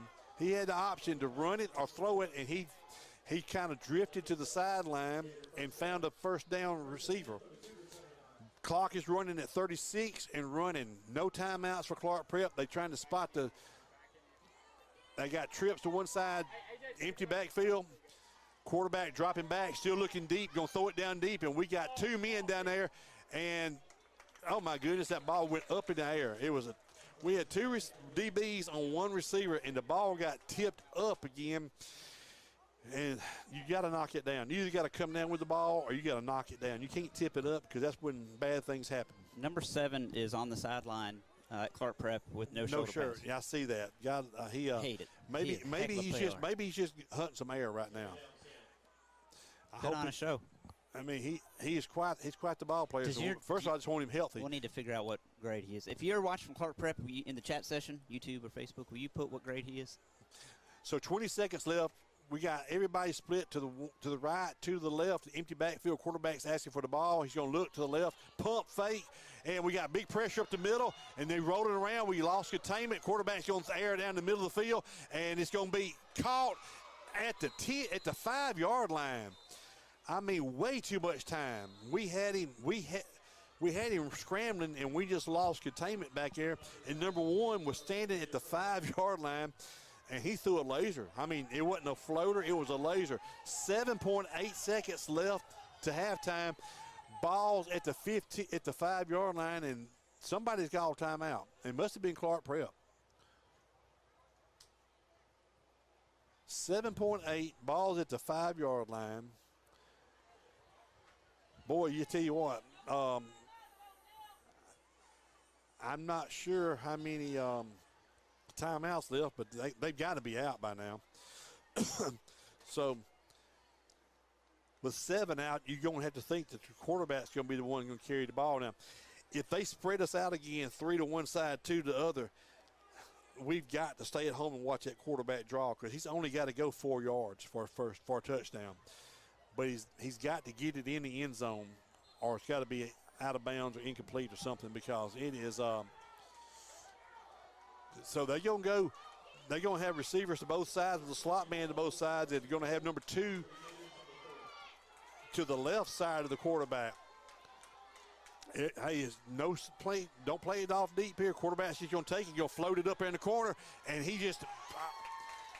And it was the receiver broke in, and the ball and the quarterback threw it to the outside.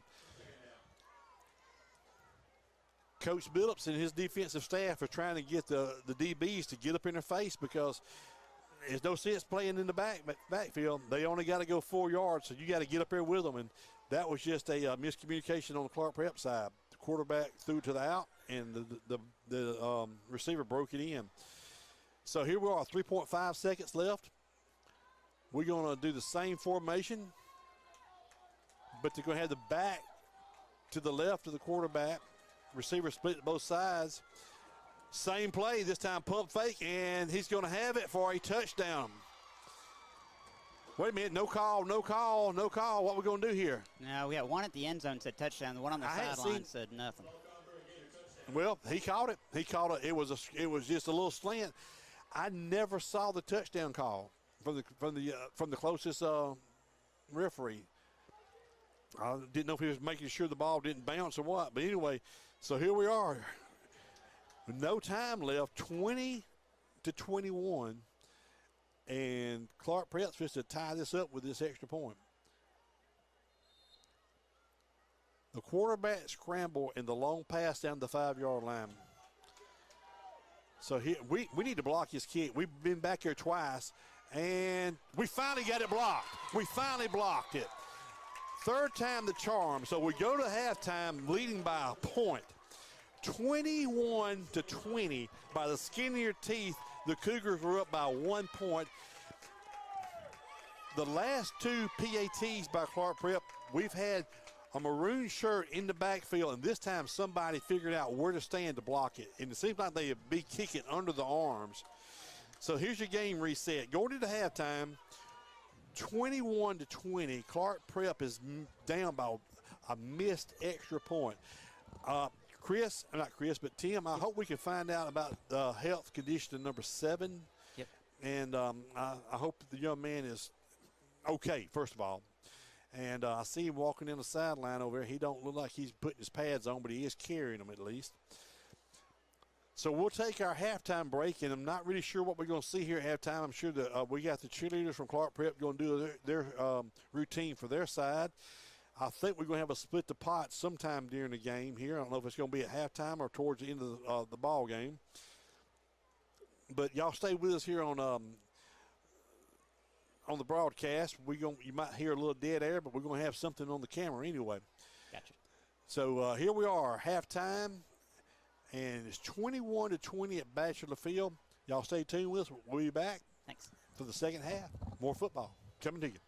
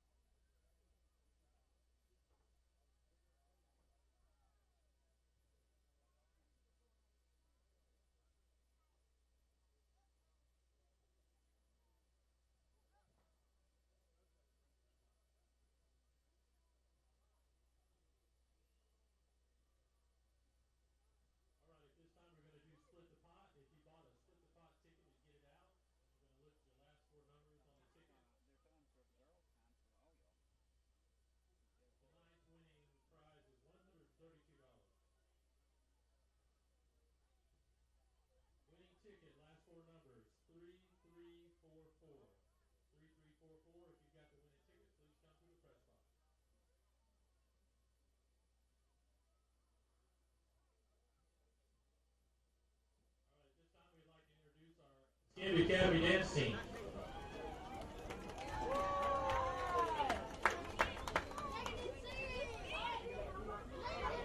Senior and captain Michaela Rodriguez.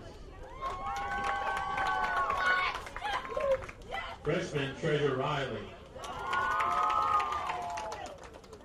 Junior and co-captain Madison Freeman. Sophomore Tatiana Rodriguez.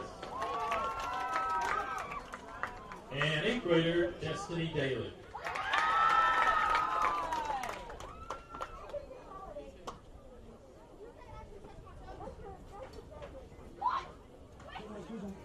Something you can do. Hey.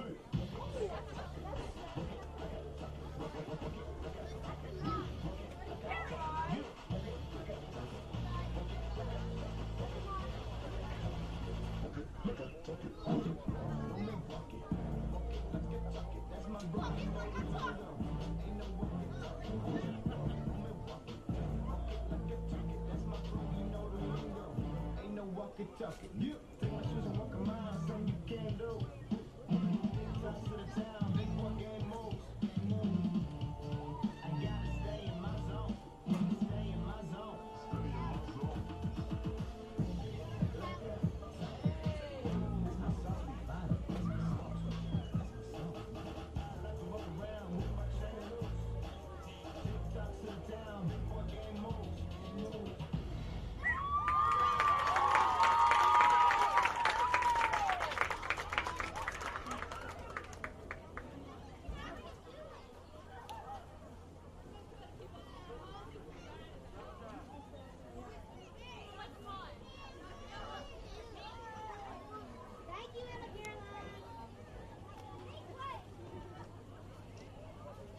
All right, at this time, we'd like to introduce our 2023-2024 varsity cheerleaders.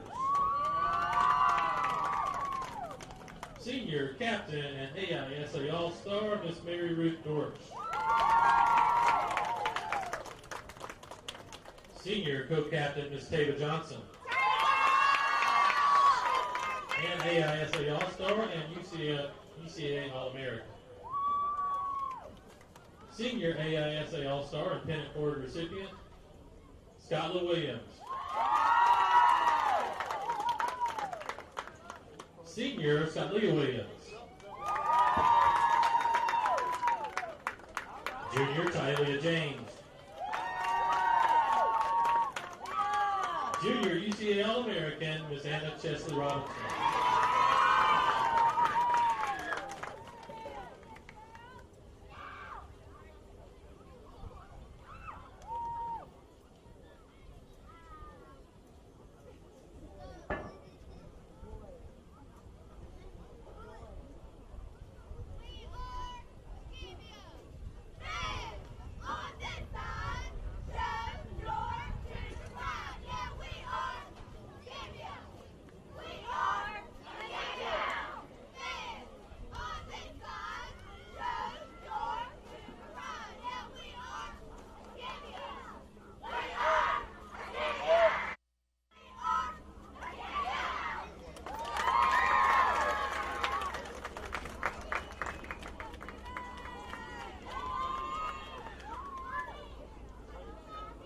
Our winner for Split the Pot tonight is Miss Emma Caroline Sasser, and she is going to donate that back to the cheerleaders. Thank you, Eddie.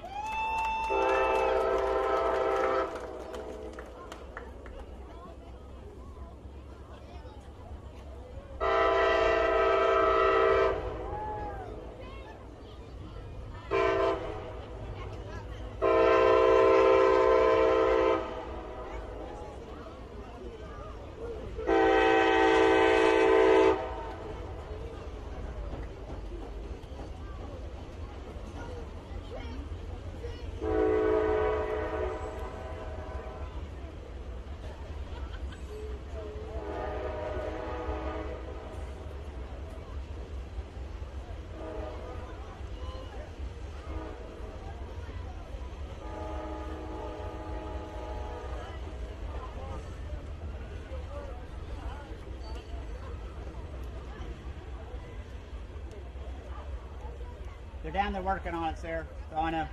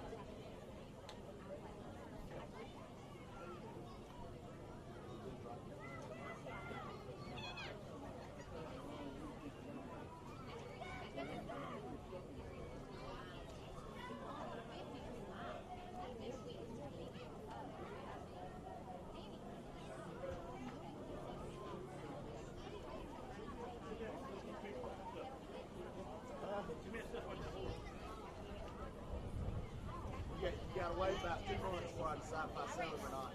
Because I gotta just turn 6-year-old bay roll weigh about 1,300 pounds, and I gotta pick which one to keep.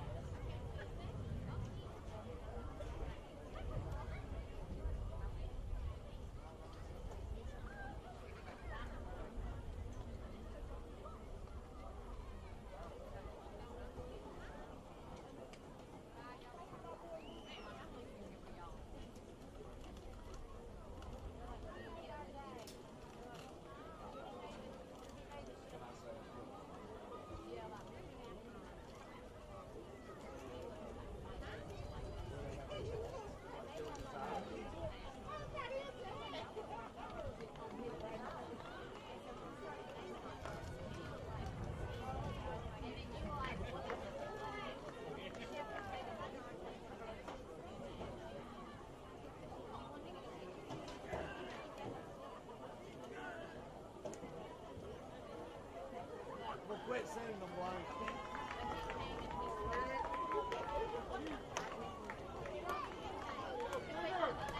When we went to check out what they said, table 30 minutes. I was like, man, it's not anybody going to money in. Skip it. Like, yeah. That's okay. She doesn't know.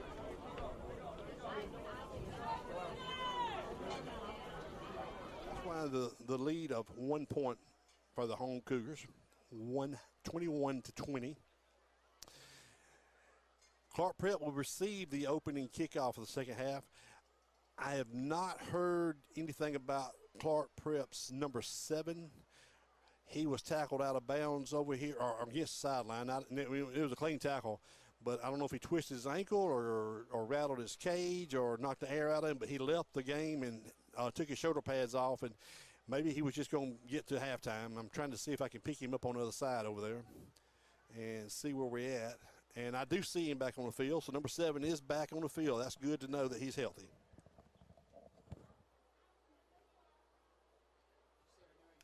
So 7 is back on the field. Is he back?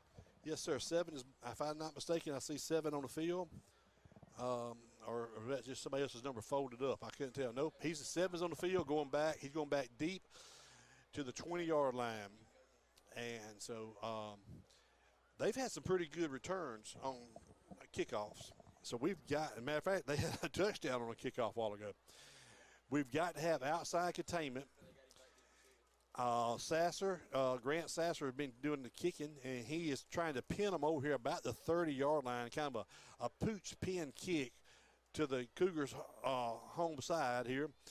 And he's been putting the ball there, but we just can't get any coverage there. And they broke a long one around the left side over there, the far side. So it's a great design when it works right. So here they come. Grant's got everybody lined up. Ball at the 40-yard line, kicking from our right to our left, or going from the train track towards the baseball field for those familiar with the Bachelor Field layout. Grant kicks it, pooches it right down to the 25-yard line, taking it on a run by number 22. He's looking, and he is wrapped up, finally wrapped up at the 31-yard line. That's the best coverage we've had on a kickoff. That's the shortest kickoff return yards we've had. That was wrapped up by number 22, which is Logan Madden. And I can't see who else. Number 19, I believe, was in on that too. And I believe number 19 was Danny Dorr. So here we go. 1st and 10 for the Clarke Prep Gators from their own 33-yard line.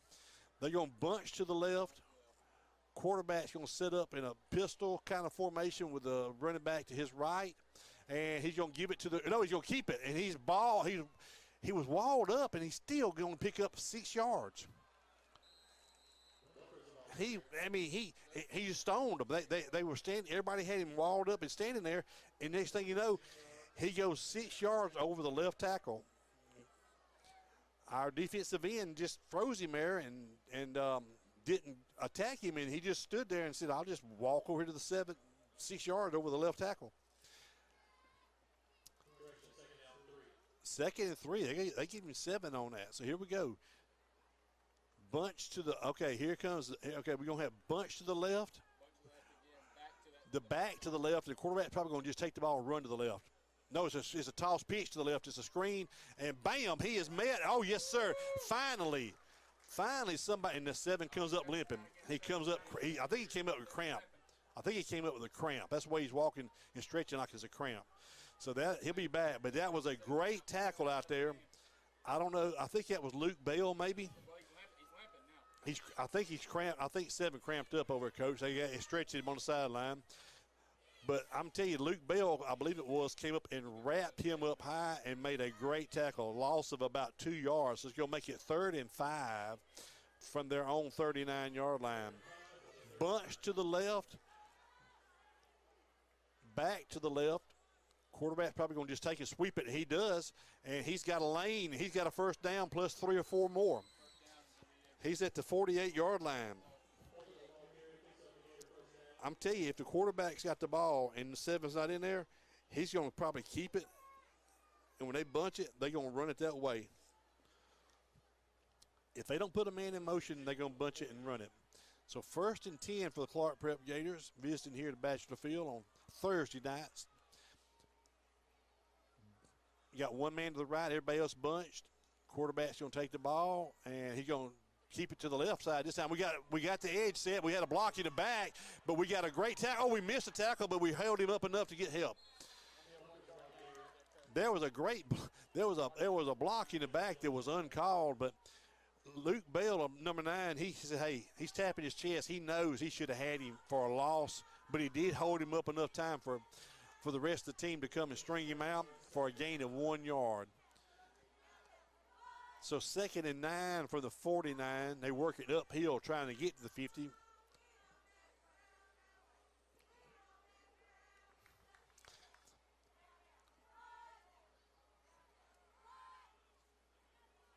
Let's see. They're going to go bunch to the left now. Bunch to the left. Quarterback's got the back to his left. This either tall sweep to the left, or fake, and he's going to go right over the left tackle. He's got a first down plus more.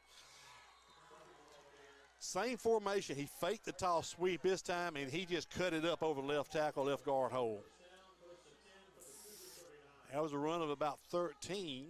So 1st and 10 for Clarke Prep, and they got a little thing. They got a little magic working here down to the Cougar 39, and we kind of just moving around slowly. We're not attacking the ball, but the quarterback, 7's back in the ball game now, and you would have to think he's going to get the carry.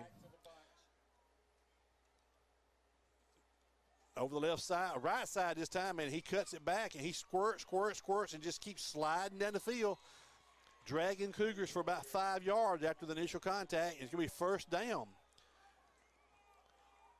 They had the bunch to the left, and they just run it off to the right side. And I'll tell you, 7 don't quit. They had him wrapped up, and he just kept moving forward for about 5 more yards with 4 Cougars hanging onto his belt. 1st and 10. Over left guard again, and there's a big hole, and 7 just found a crease, and he's picked up another 10 yards. Number 7, I believe, is he's got his mojo back now. A first down carry of 11 yards, so moving the chains for the Gators. The Cougars cannot stop that left guard, left tackle run. The end zone, untouched just about. He had some hands reach for it, but that's all they did was just reach out when it went by. We are not tackling, we're reaching. So the first time tonight, Clarke Prep's up. And they're going to go for 2 to make up for the point they left on the field in the first half. Quarterback takes it right up the middle, and he's got his first down. He got his extra point. So we are down by 7 now, 28-21, with 7:23 left in the third quarter. And they took that opening kickoff, and they just went down the field methodically in large yardage. It wasn't one big play. It was just a steady stream of 8, 9-yard runs with a sprinkling 14 or 12 yards thrown in for good measure. Not one pass in that whole offensive series. The only trickeration was the fake toss to the left side and the quarterback keep it up the middle. So the Cougars need to answer this drive right here with a long drive of their own right now.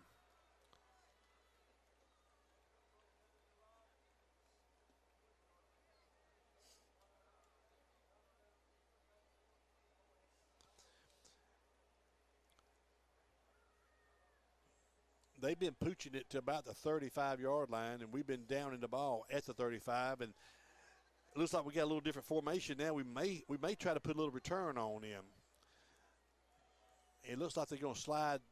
We're going to slide to the far side, thinking the ball is going to go to the Clarke Prep sideline. It has been every time, and it is again.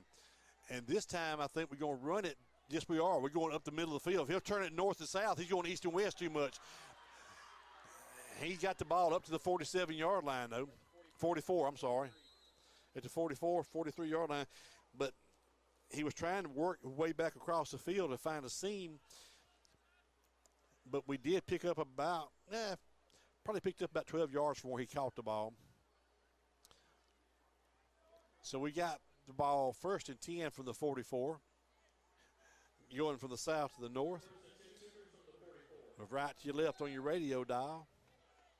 So here we go. We got twins in the slot to each side. Quarterback's going to give it to he's going to fake it. He's going to try to make him miss. Keller makes a man miss. He's up to the 50. He's up to the 45. He's breaking. He's stretching. He's running, dragging, and he's down to the 38-yard line. And we got a flag behind the play. Once, well, the flag was moved to the 40. I don't know if it's behind the play or at the play. Yep, it's going to be a hold against the Cougars. But it was behind the play. It should still be a first down, backing it up 10 yards from the 40. So we should be end up about the 50-yard line. First and 10 from the 50. Some of the hardest things to do is stop after the ball gets in front of you. Just be still. There's nothing you can do but cause a problem at that point.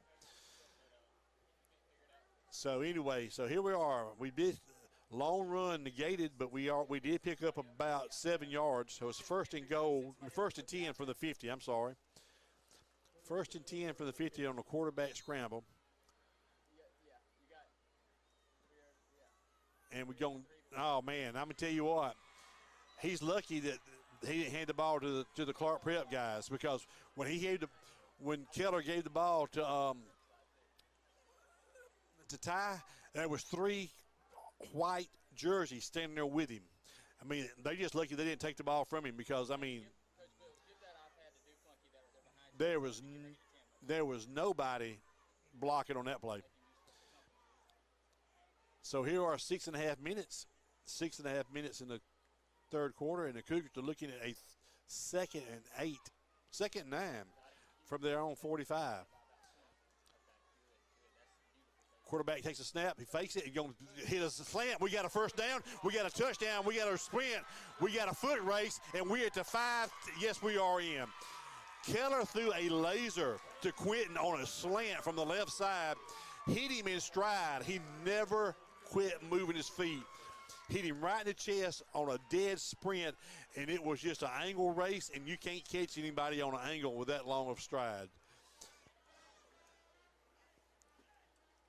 So there was a 50-yard touchdown strike from Keller to Quentin, slant from the left side.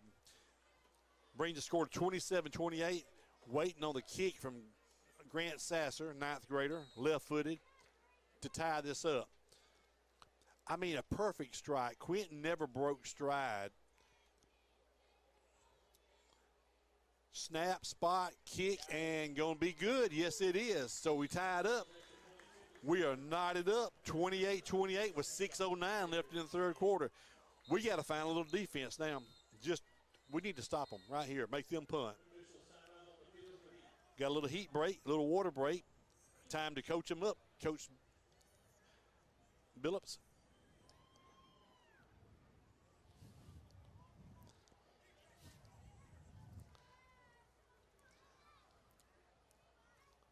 Tim, you back with me?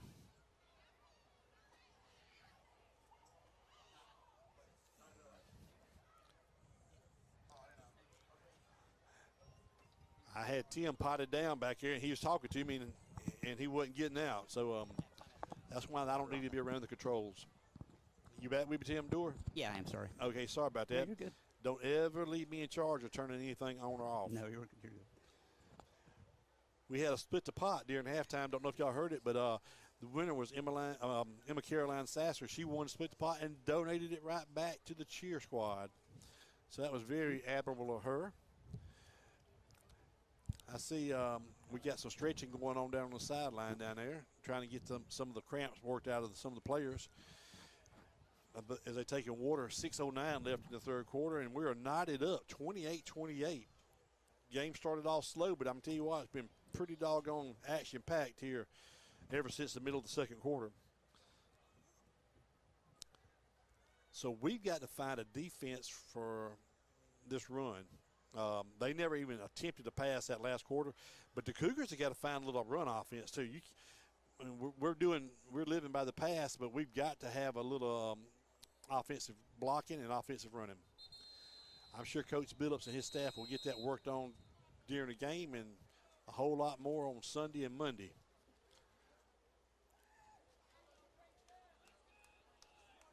So here comes the kickoff from Grant Sasser. And the last kickoff was the best coverage we had. They picked up about 4 or 5 yards after they received the ball, and that was the shortest run back they've had tonight. Matter of fact, they had one run back for a touchdown.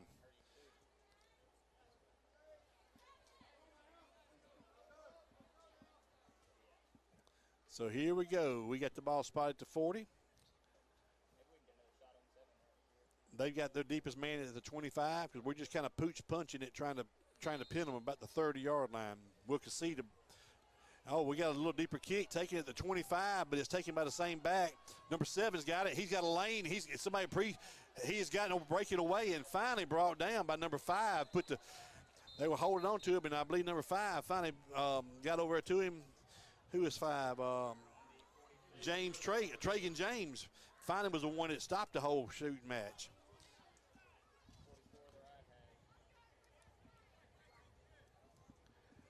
So they've got the ball at the 44-yard line, and 7 was just about a shirt tail away from getting out of there. So we've got to come up with a defensive stop here now. They're going to go bunch to the left, back on the right side of the quarterback. Quarterback's going to give it to 7 right over the guard on the left side. He just gets behind his offensive line. I'm going to tell you what, that bunch, number 16 and number 10, they make a wall, and they just push. They just kept pushing deep, and they were running. The number 7 just got right behind them. I mean, got smooth touching them and just walked down the field for an 8-yard gain. On the downhill side of the 50 here, Clarke Prep is. Same formation. They like that bunch and back to the offside. Give the ball to him right again. And finally somebody, well, you know what? He still fights for a first down. Luke Bell shot the gap and tackled him, but he just fell forward. He fell forward for a first down, and we got a Cougar down. I think he's cramping. Yep, he's saying, hey, somebody get this Charlie horse out of my leg. Please, somebody stretch me, he said. And we got number 11 on the sideline on the Cougar side stretching his own leg. I mean, early season cramps are terrible. You got to hydrate, not the day of the game, but the week of the game. But they'll stretch it out and they'll make it work.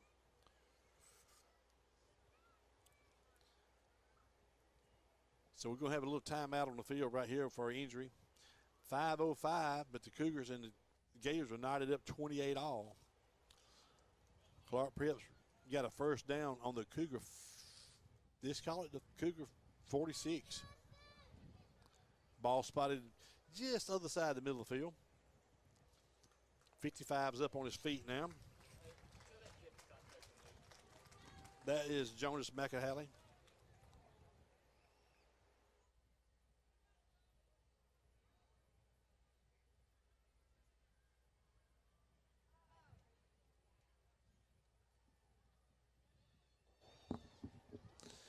So here we are now. 1st and 10 for the Gators. Follows the bunch for a first down plus 2, 5, probably 4 more. He's down to the Cougar 35.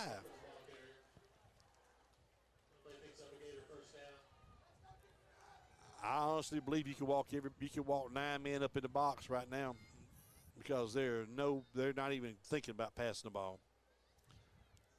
They're riding that left side of the line.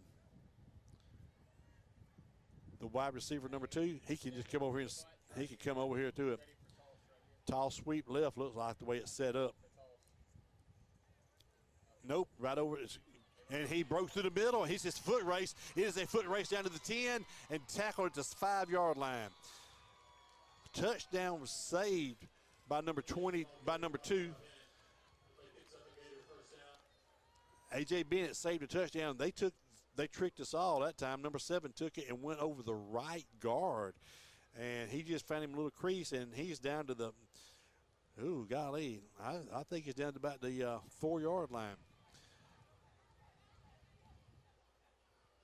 I mean, straight nothing but runs. Hey, number one's already holding his hand up. He's calling for a touchdown. Number 1 sees something he likes already. Quarterback takes it and just going to follow him around. I'm talking about, I mean, he never got touched.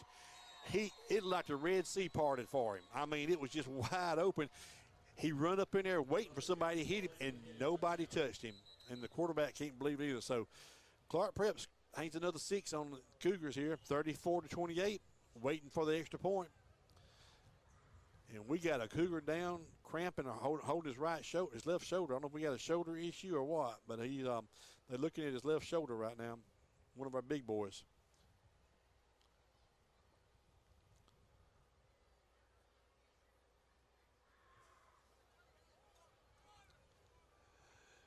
So here we go. As soon as we get the Cougar up off the field and he's sitting up now, they stretching him out or looking at his shoulder. And once again, I think that's our starting center, Zeke McElhaney. And we got to have him. So they letting him have water out there and working on his shoulder. The Cougars blocked the PAT, the extra point kick right before halftime to make the score 20-21. But then when Clarke Prep scored on the opening drive of the third quarter, they went for 2 to get that point back. So the question is, will they go for 2 here or will they try a kick again? I'm going to just tell you, from what I've been seeing, I think they're going to go for 2 because the Cougars have not stopped any of the runs right now. So they'd be, so you would have to expect you're going to see a 2-point conversion.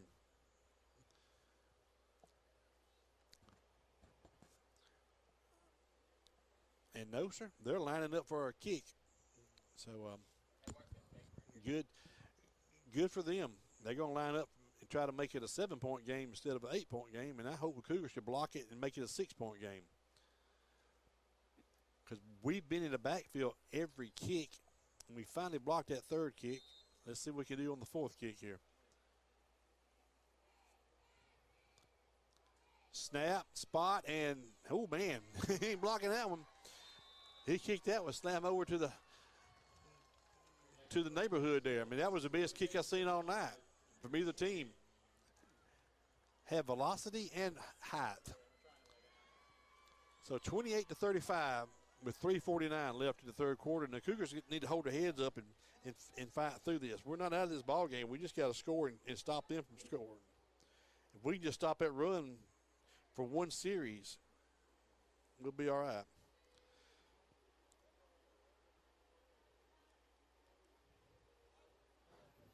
So Clarke Prep's going to set up for the little pooch kick again. I imagine they're going to be kicking it to about their 35.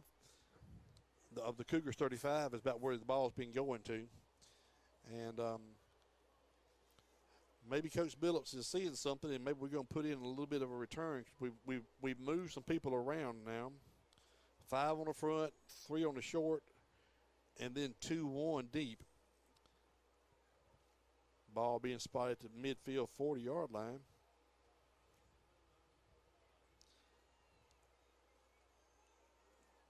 And if it holds to par, it's going to be kicked back over to about the 35 on the Clarke Prep side. Let's see what they're going to do today.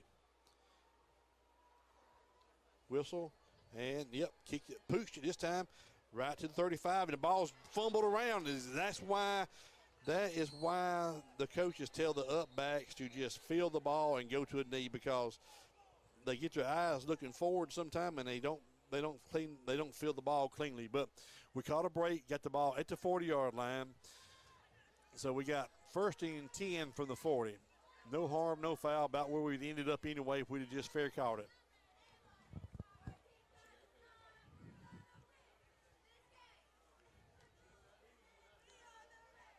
So here we go.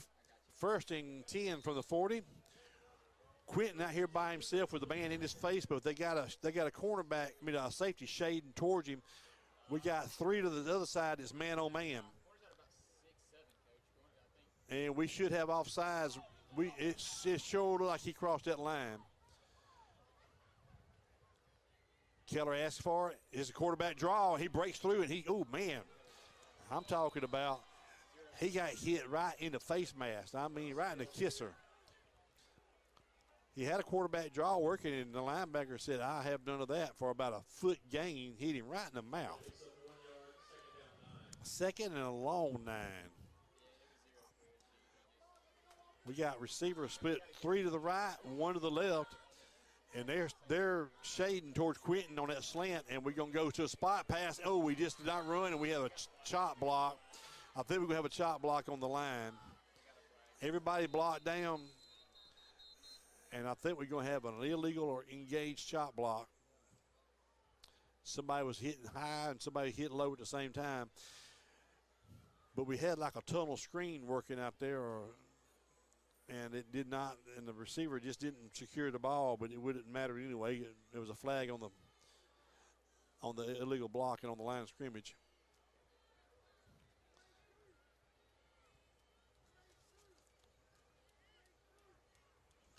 Here comes a call. Yep. Illegal chop block. Personal foul. 15-yard mark off, making it 2nd down and 24 3/4. With 3:06 left in the 3rd quarter, and the Cougars are going the wrong direction. We need to hold serve here and score. We can't go down and get. They're double covering over here on Quentin. Actually, they're triple covering now. They done brought 4 out here to cut the slant off. Somebody's got to be open. Somebody has to be unaccounted for. They got 3 men on. They got 2 men in Quentin's face. Somebody's got to be open on the left side, right side over there. Quarterback airs it up, and nobody's there but the other team. And so it's just like a deep punt, but we're at the 40, 45, 50. We're at the 50, at the 45, brought down by Luke Bell. So basically, it was a punt with a return, what it was.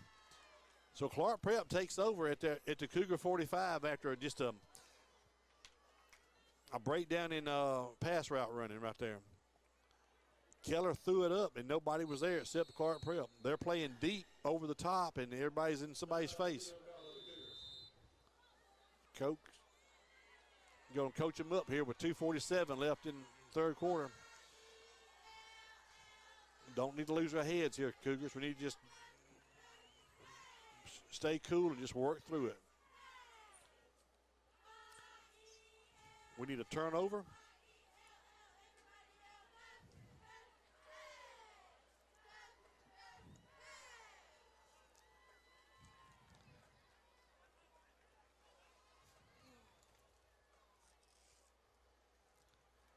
We need a stop. Just a punt. A turnover would be great, but a punt, Tim, would be even better. Yeah, just as well. Being it's a region game. Yeah. First region game of the season, it sets the tone for the year. Tough region. I don't care what anybody else says who's listening from maybe a 3A school. 2A, other than maybe 1 or 2 schools in the 3A classification, 2A is the hardest. Especially on this west side, too. Yeah, it's traditionally been that. Yeah.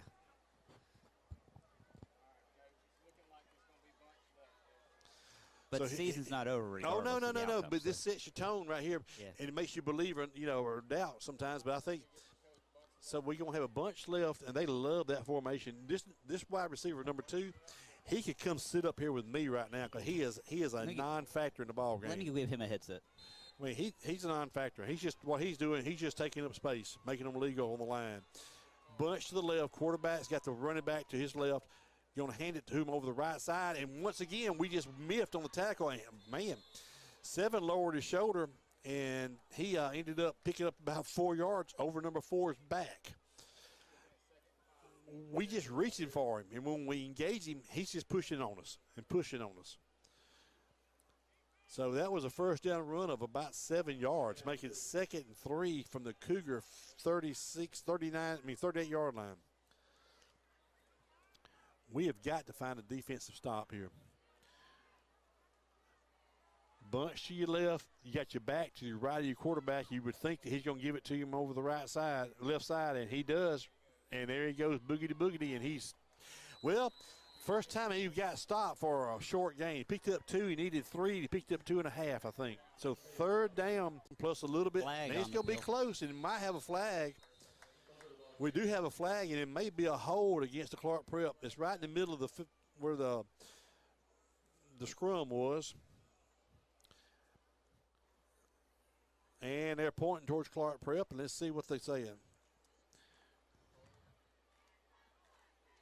I think it is going to be a hold against the team and the visitors from Grove Hill Academy, Grove Hill, Alabama. So we're going to back them up 10. Why'd he point at his knees after that? The official I don't took know. his hands down to the Maybe knees. it was a chop block. We'll see, I guess, when he moves the ball. Let's see what to do. We go mark it for the line of scrimmage, and it was a personal foul chop block. That's even better than a hold. That's going to back him up 15 as opposed to 10 from the line of scrimmage. I wonder if I can incorporate a white hat microphone to the game. You could, but you might find out a lot of times they say, I really don't know what that call was, just make it up. So Okay. sometimes it's better to just guess and not Gotcha. to find out they don't get it right. So it's 3rd down and about 15.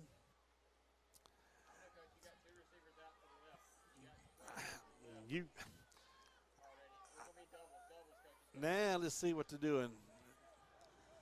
Oh, wow. Well, we're going to split it. We're going to have twins on both sides. Quarterbacks, he's giving somebody the motion in the head, and he's going to actually throw it, and we got somebody running deep, and we got somebody behind everybody. 22 made a great catch. 22 just went up and high pointed the ball down to the Cougar 19-yard line for a first down. The receiver got behind our DB, and he just went up and high pointed the ball, and he wasn't a very tall guy either. And so he come down to the 19 with the first down play. So they can throw it when they need to, but they hadn't needed to, but they did that time. So 1st and 10 from the 19 now. Why would the clock not 19, from the 24, I'm sorry. Why'd the clock not stop on a first down? It's running right now. Yep, it's been running. They only do that in the last minute and a half of the game. And we got an open lane, but finally Luke Bell comes up grabbing that left hammy, but he made a great tackle, stretched it forward for about 4 yards, but he filled the hole. Luke is trying to keep that hammy, and they're going to try to go to the 4th quarter here, down by 7. Home team down by 7, start of the 4th quarter, and Luke Bell's got a left hamstring, and he's stretching. So the Cougars are taking a little water break here. So here's your game reset. We're going to start back. 2nd and 5 for the Gators from the Cougar 20-yard line. We're going to flip the field, be going away from the train track towards the baseball field. On your radio dial, we'll be going from your right to your left. Walking the field, teams are getting coached up, getting water, getting stretched. Coming down to the last stanza here. 12 minutes left in this game. The Cougars have got to find a defensive stop. They have got to find a defensive stop.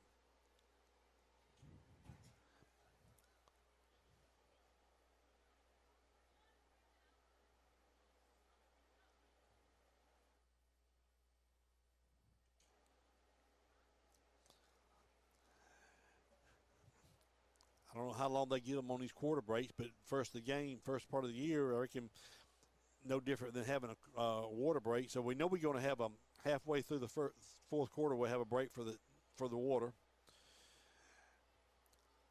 If I'm not mistaken, everybody's got all 3 timeouts. I don't think a timeout's been used. The Cougars need to stop it, and we got to score. A scooping score would be great for a fumble return right here. Interception, but I doubt they throw the ball. But the main thing we got to have is a defensive tackle. Both sides are challenging their guys to rally right now. The Cougars are being challenged to rally for a defensive stop, 2nd and 5. And the Clarke Prep's asking for their guys to pick up at least 6 yards to keep the first down moving. All important region game to set the tone for the year. One receiver to the left, bunch to the right this time. Quarterback's going to have the number 7 back set up to his left in a shotgun formation. Give it to 7 over the left tackle, and he hops and jumps and skips and squirts out of there. Good gosh. I mean, he hurdled somebody at the line of scrimmage, and he burst on down to about the 2-yard line. So, I mean, that was too easy. I don't have an answer for that one. I do not know where his where the breakdown's coming, but it's we're not feeling the backside on that one run away from the. I reckon we're all committed to the bunch, and then the backside's not feeling that one side, but we'll figure it out. Bad snap, and we should block. No, we did not. I thought that was going to be blocked because the snap wasn't that great, and the hole was kind of having to be hurried. And once again, we had maroon shirts back here and just missed the block. Making a score of 42-28 with 11:29 left in the fourth quarter, and the Cougars have got to find some offense, but mainly they got to find some intestinal fortitude to stop that run. Got to stop that run, but first we got to score. We got a whole serve here.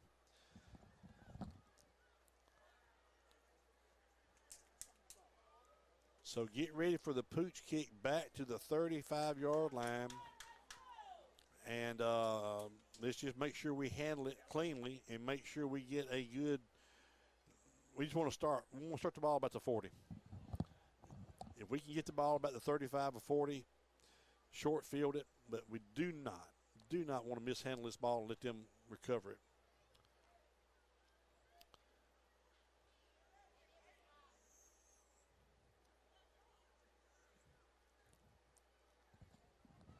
Ball's lined up in the middle of the 40. Number 18 is getting ready to approach the ball. There's no doubt where it's going to go, but let's see. And now they're going to kick it to the other side this time, and we're taking it to 34, up to the 40. He cuts it. He's out of my seam. He's up to the 50. The ball's in the air and going to be recovered, unfortunately, by Clarke Prep. The ball we had to return on. That's what we're talking about. Sometimes it's best to take the ball to 50 or the 40 than have a bad recovery. And number 7, once again, was involved in the play. I think he made the tackle and knocked the ball loose. He did everything but recover the fumble. So Clarke Prep takes over at their own 48-yard line. Boy, we almost had it. We almost broke it. But we did not secure the ball after the hit. So 1st and 10 for CP, Clarke Prep, at their own 48, and they're content just to grind this sucker down. They don't even care if they score. They want to see that 11:21 run off his clock. Bunch to the left, pistol formation. Quarterback's going to give it to the back over the left side, and finally we held him to a 1-yard gain. That was not number 7. That was a different back.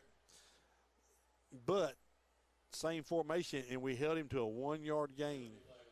Got a penalty, illegal procedure against Clarke Prep. Back them up. Do it again. To the right. They don't even care if you know it's coming. They say you can't stop it. Toss sweep to the right. And, oh, hello, Luke Bell. I mean, hello. He came up and tattooed him.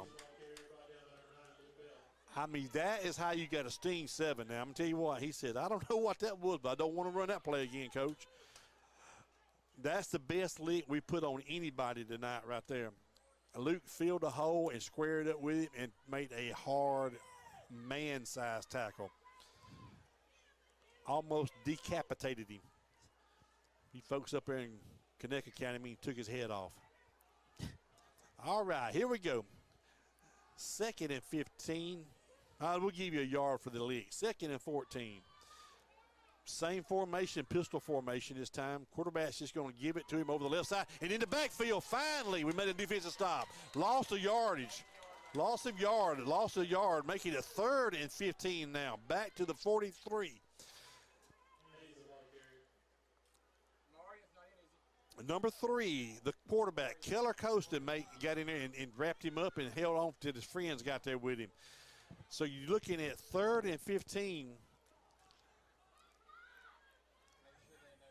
Now, I said they wouldn't pass the ball before, Tim, and they did. Yeah. But we let a man get deep, and we can't do that. We need to keep everybody in front of us and take our chances. But once again, they bunch it to the right, and they're going to call timeout by CPA. When I say CPA, I meant Clarke Preparatory School, not CPA like accountants. We don't need any accounting tonight. We can see what the board's doing. The only accounting we need right now, we need 14 points, what we need. Quickly.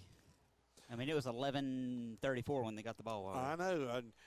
This is a huge stop because I reckon you would have to dictate what they pick up on 3rd. If they pick up nothing, you would think they would punt. If they pick up anything over in the middle of the field, you know, you're winning. You're up by 14, so the card says you punt the ball if you don't pick it up because you hadn't, you know. So you would think the Cougars could hold them here and get the ball back pretty quickly. But when they do, we got to make hay while the sun's shining. We've got to get it. Tim, I take us back to the first half when we were on the one asking for it. He's dropping back for a pass. Everybody's going deep, going to float it out here, and it's going to be thrown up, and that should be picked off. And it is at the 32-yard line. A.J. Bennett.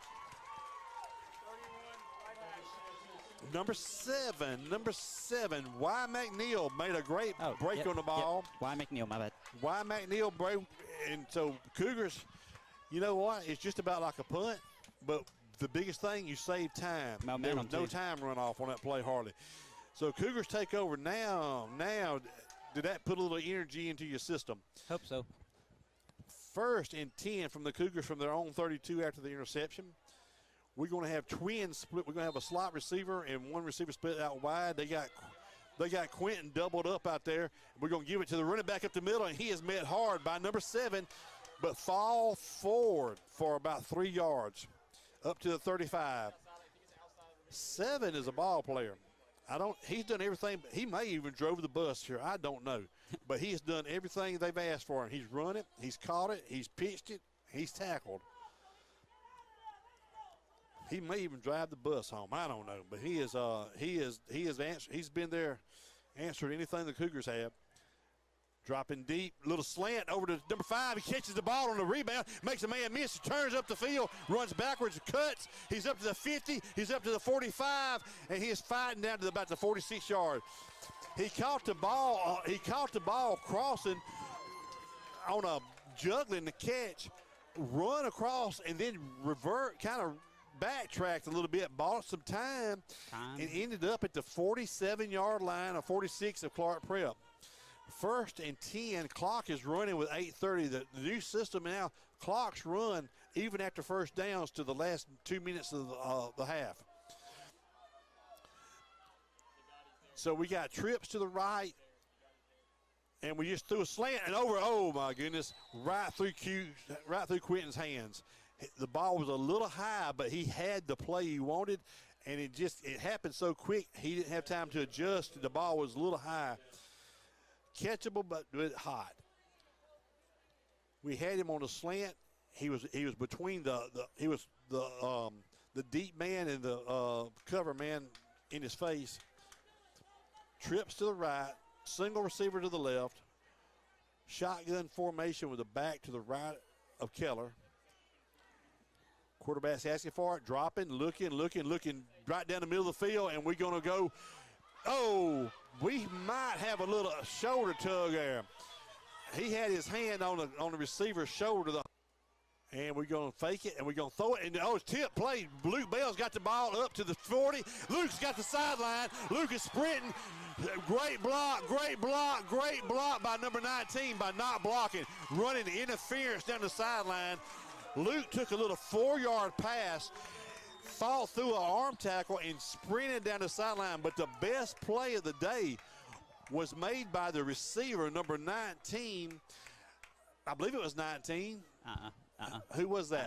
I couldn't see, but it was maybe 11, maybe Shantae Riley. Maybe it was number 11. I'm sorry. S.J. Riley run down the field, just screening the DB off Luke's back. Never did do it. Didn't do one of those decleater blocks everybody used to want to throw. He just run with him and just stayed, run an interference call. Just stayed between him.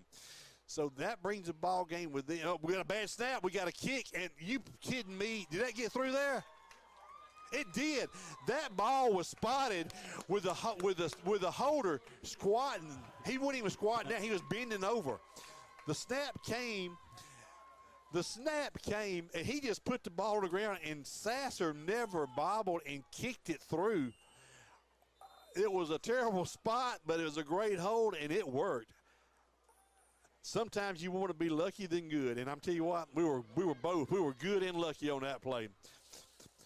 So maybe the tides turn and the things are broke. I so. Don't know. Tim, can you get a shot of that full moon breaking in over top of the southeast corner of the football field there? Just one of the lights are in there, but it's right over the lights. But we got a full moon, just a little bit shaved off the top right-hand side there. But it's a beautiful night for football. Beautiful night for football. And so we have got somebody on the sideline down there needing water in the worst way. Don't know who it is. I think it's Luke Bell for running that touchdown, and he's just overheated a little bit. And they got him. He's down on the sideline, and they called in timeout from the White Hats, making everybody break back. And they're all screaming and hollering for help, and so we got assistants going down there. And so they're looking. Everybody say a prayer and take a knee right now, and we need everybody to stay back. Let the officials and let the people do what's supposed to be done. Don't need anybody ganging around now.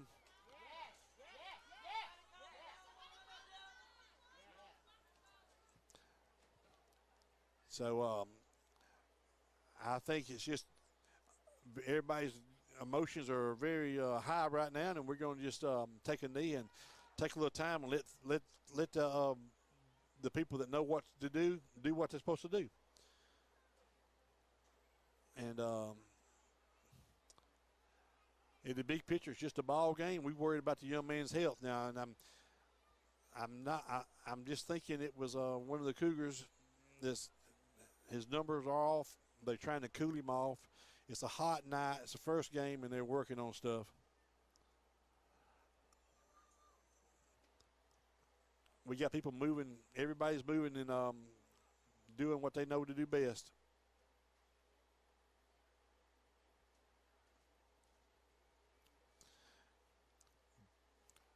We're seeing fans come. We're seeing medical staff from Clarke Prep visiting. The visiting team coming out on the field. We're seeing our medical people from our hometown, our home school, out on the field.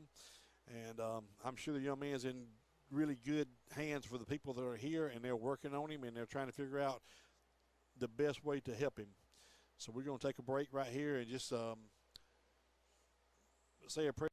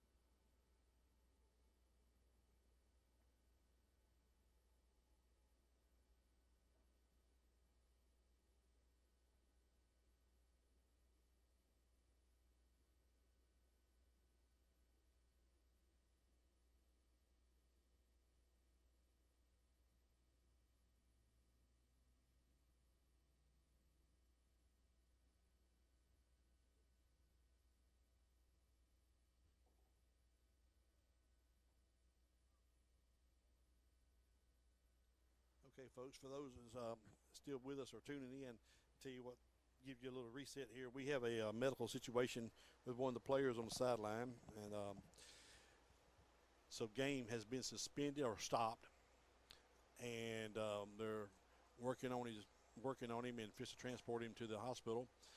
And we just want to say a prayer for his family and for him and his teammates and for everybody here.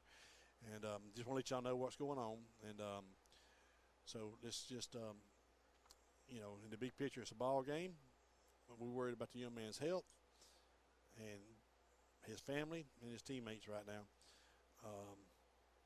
I will tell you, it's not I think it's going to be a heat issue or a breathing issue. It's not a paralyzed or nothing like that, I don't believe. And I've said the name Luke Bell. I thought was the guy that scored a touchdown. I'm not. It was not. I believe it's going to be Charlie Sasser. I think he and his family's with him, and they're making arrangements to get him situated and stabilized, and they'll be moving him, and we'll let you know how he does. But the main thing right now is just say a prayer for the Sasser family and for all the EA family. Stay tuned. We'll be back and let you know what's going on.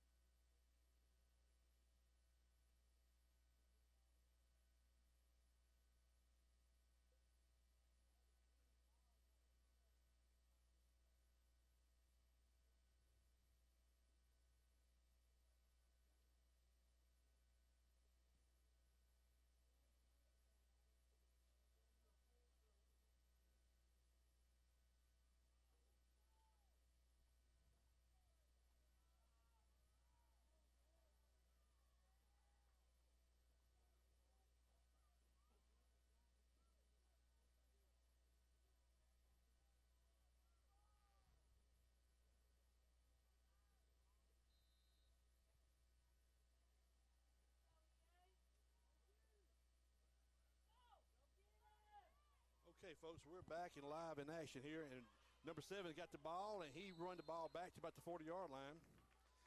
And catch you up real quick what happened here. Cougars scored on the touchdown pass to Luke Bell. Then we had an extra point kick by Grant Sasser, bringing the ball game within.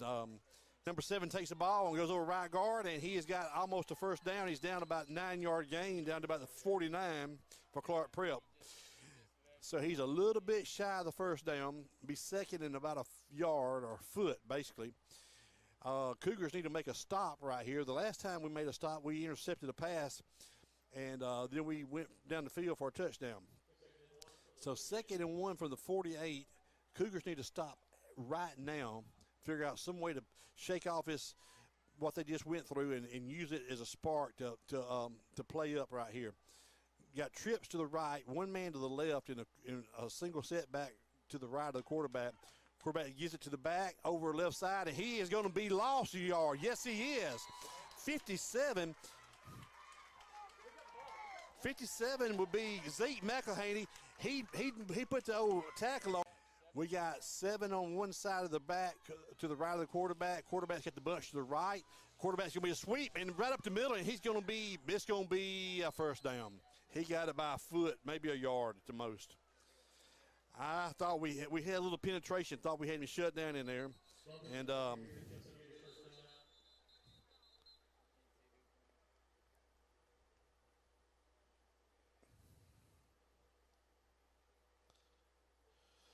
I want to welcome everybody back that stayed with us. And if you have, like I said, this is a ball game, but when you think about it, what we just saw is just a ball game. But right now these boys want to play, and they want to finish this thing out hard for Charlie and don't want to quit.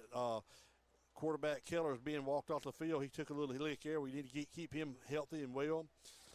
Coach Billups is urging his defense to make a stop here. They got trips to the left, one to the right. Quarterback's in a pistol with the back to the right side, and we're going to call a flag against Clarke Prep. I think it's too much time. Yes, it was. No, illegal procedure. Somebody lined up wrong, or we had a wrong formation. But anyway, we'll take it. So it's going to make it 1st and 15 from their own 46 now. But the worst thing the Cougars are facing right now is 6 minutes left in the ball game. We've got to make a turnover or make a stop and get the ball and go score. So here we go. 1st and 15. Quarterback's going to give it to oh my gosh, had him in the backfield. 2nd and 11 from the 50-yard line. Had him in the backfield for a big loss and let him squirt through. Number 7 squirt through for a 4-yard gain. And we got a Cougar down twisted in pain right now. I think that's going to be Luke Bell. I think he's cramping, or he got a pulled hamstring or something. He's been kind of grabbing at it during the night, and I think it jumped up and beat him just now.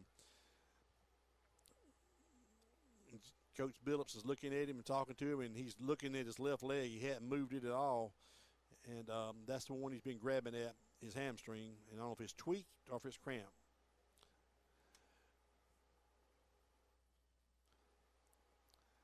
So let's give you a game reset. The first quarter was a 7-0 game in favor of the Cougars, and then the dam broke loose on both sides. And here we are with 5 minutes and 41 seconds left in the ball game. Clarke Prep visiting from Grove Hill, Alabama, up 42 to the home team 35. Luke Bell's up, walking it off. He's got to come out for at least one play. And anything I know about that young man, he'll be back out there as quick as he can. So Luke's walking it off. He could tell he's a little ginger on that left leg, but he'll play through it and get well. So here we go, 2nd and 11 from the 50, and we got to have a stop, got to have a score, we got to have a turnover or something. They're going to go trips to the right, spread wide, one guy to the left by himself, no tight end, back, moving over to the left side in the pistol formation of the quarterback.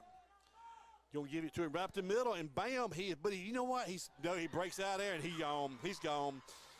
They had him in the backfield. He bounced out there and comes squirting out of there. And just 50 yards, and he's standing in the end zone. had him for a loss almost and didn't wrap up. He just pushed, and next thing you know, he just busts loose and nobody's touching him, and down the field he goes.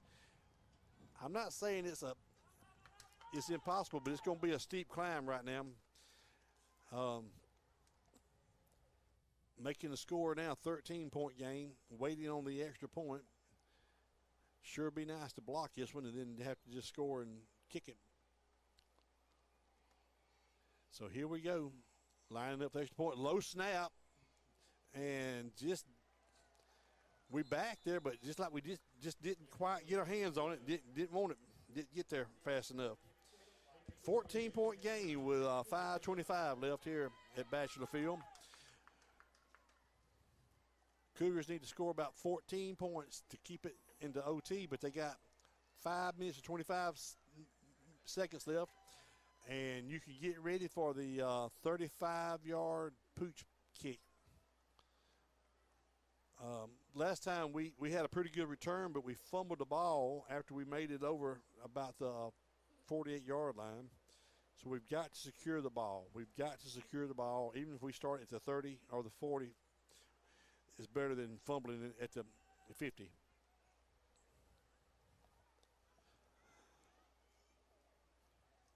Full moon night. Cool, little breeze. Kind of a somber attitude, a somber crowd now after watching the ambulance leave with one of the EA players. But the best way to honor it right now is just pray for him and win this ball game and play hard. Finish strong. Finish strong. Lining up for the kick. Don't know if they're going to kick it to the left side or the right side, but it won't be very deep. We're pretty sure going to go to the other side. Pooched it. I mean, just pooched it. Ball's on the ground. Fumbled. Oh, my gosh. And I think it worked just like they wanted. We let the ball bounce and went to pick it. And when they did, they laid the lumber to our up back. And then Clarke Prep got the fumble, just like they drew it up on the chalkboard.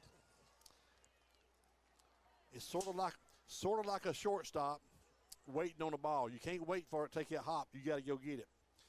And that ball took a bounce, and about the time he reached for it, he got tattooed by one of the Clarke Prep gunners. And then somebody fell on the ball. So 1st and 10 for the Clarke Prep from their own, or for the Cougar 44.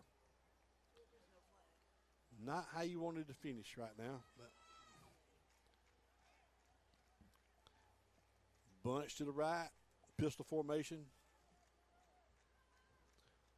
5:23 left of the ball game. Clarke Prep's probably just content to grind this thing out. Back up the middle and over the left side. He breaks out.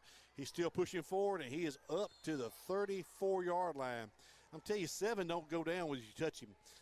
You better hit him, and you better hold on, and you better let somebody else come hit him because he is not going to go down with pushing on him. His feet never stop moving. I bet he don't weigh $140, and he just keeps pushing on everybody. He's not real fast, but he's just elusive and just shifty enough in the pile to bust out of there. But the main thing is he's one of those good backs that always falls forward. Clarke Prep sprints to the ball now. They got a big pep in their step. New back. Quarterback asks for the ball, gives it to new back right over the left tackle, and we finally hold on to him for about a 3-yard gain, but enough for a first down. 1st and 10 from the Cougar 31-yard line, looks like.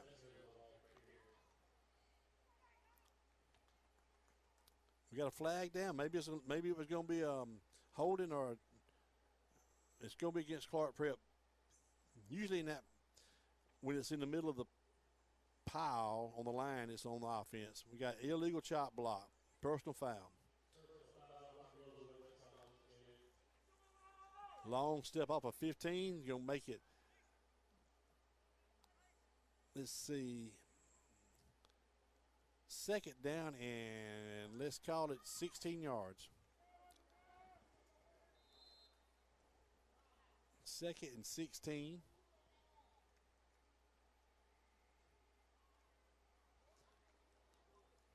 It really should be 2nd and 14, but they got about 6 yards marked off. We'll take it. bunch back to the right. Quarterback's asking for it. Give it to him right up the middle on the left side. He's going to have about 7 yards, so he's going to be a little short of the original first down. And you know what? He came. Thank goodness they blew the whistle, because he came out of that pile standing up with the ball, still moving forward. Going to make it 3rd and about 12 now from the Cougar 45. 4 minutes and 2 seconds left in this ball game. Cougars have got to learn to work over adversity. So close to having this thing wrapped up at time or two, and then just let the other team hang around too long, look like. But it's not done yet. I know it's going to change. I know it's going to blow your mind, but they're going bunch to the right again. Pistol formation. Tall sweep to the right. Number 7's got the corner, and he's out of bounds, about 3 yards short of the first down. We just cannot set that edge. For some reason, that bunch is getting us. They're turning the edge in, and we can't get it set, and our safeties are having to come up and set the edge, but when they do, there's no help. So it's 4th and about 3 from the Cougar 36, I'm sorry. Don't want to jump offside and give them an easy first down, but we want to be ready for anything.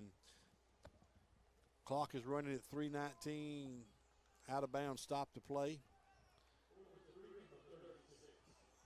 Clarke Prep looks a little confused. Bunch to the left.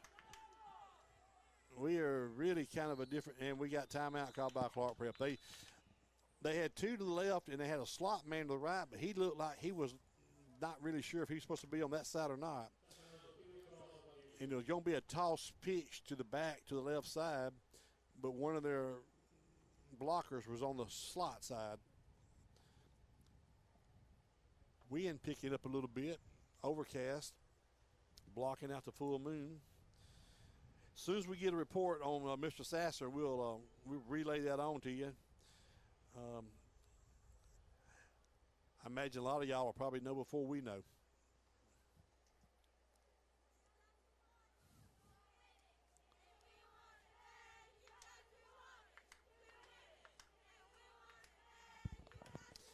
Cheerleaders are still cheering. The crowd's trying to get back in the ball game, urging the Cougars to make a defensive stand here on this 4th down play.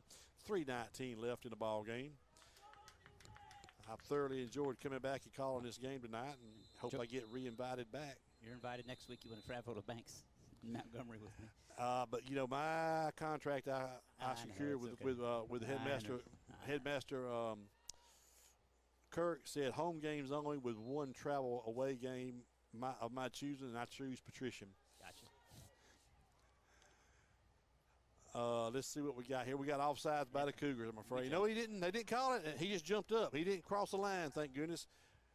They tried. Oh, now we're going to have offside by the Clarke Prep team. Half the line moved and half didn't. So that's going to make it, that's a ball game. Well, it's a play call changer. It's going to make it 4th down and 9. 4th and 9. The right side moved, the left side didn't, and the center didn't snap the ball. So, I like the old call. It's everybody but the center. Yep. Everybody knew the play but the center, and the left guard and left tackle. They were the same. They were on the same play with the center. We got a late substitution getting off the field here. They're going to punt, and we got a snap, and we got no rush at all. We got a guy taking the ball at the 10 and let it bounce, and it's going to be knocked dead about the 4-yard line. Great punt if you're a Clarke Prep fan. Challenging for us. We're in a tight situation here, boys. We got 3 minutes and 8 seconds left, and we need 14 points just to get to the 5th frame.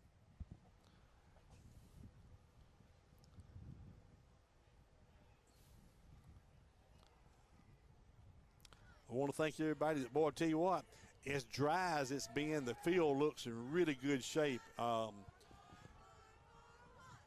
So I know it's been kind of hard to keep the grass green, but the whole stadium looks really, really nice. There's been a lot of work done. All right, here the quarterback is asking for the ball. going to keep the ball. Quarterback does. He makes a man miss. He's up. He's got a first down. Yes, he did. He's out to about the 12-yard line, about the 15. 3 minutes. And the clock is running. The clock doesn't stop on first downs anymore till after 2 minutes in the ball game.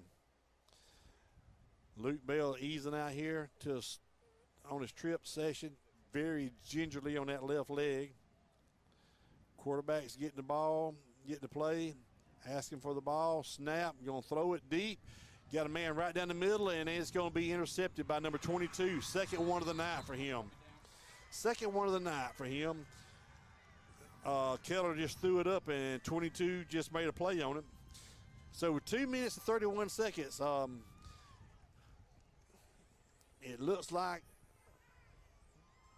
the EA Cougars will be tasting their first defeat here at home tonight. But, hey, the ball can bounce. It's got points on both ends, and it may something strange may happen. Let's don't quit them yet because they're not quitting playing for you.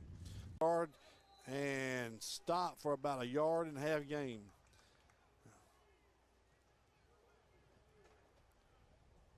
Got a little penetration there, and it finally stopped him. Approaching the 2-minute mark here in the ball game.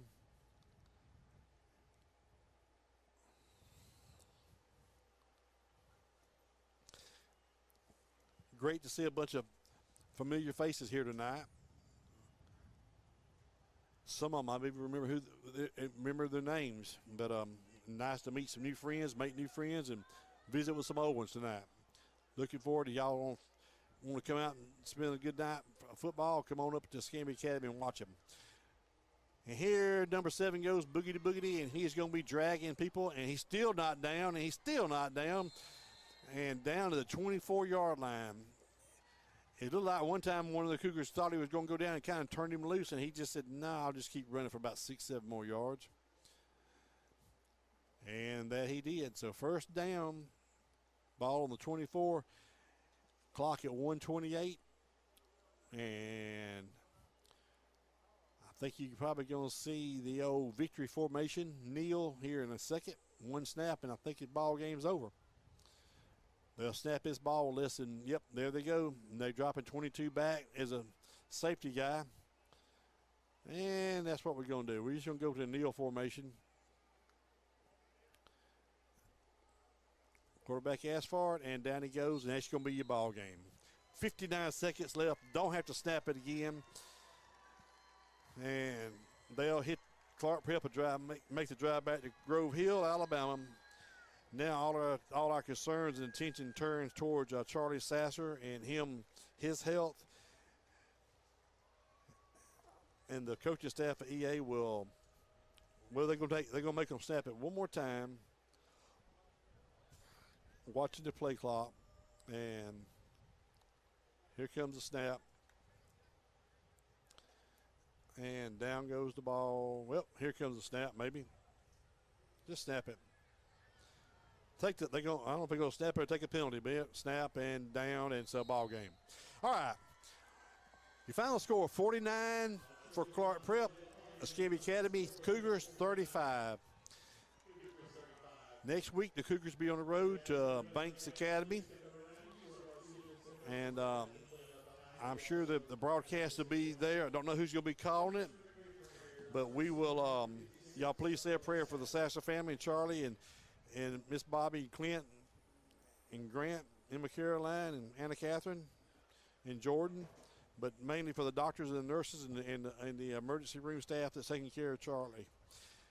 Be with them, and y'all check on them, and just kind of give Bobby and Clint a little time. I'm sure the information will be filtered out. Don't cover them up. They're pretty busy taking care of him right now. So I've enjoyed it. Thank you for your time, and we'll see y'all next time we're playing at home. And next Friday night they'll have the away game. I don't know. They'll try to get the broadcast on.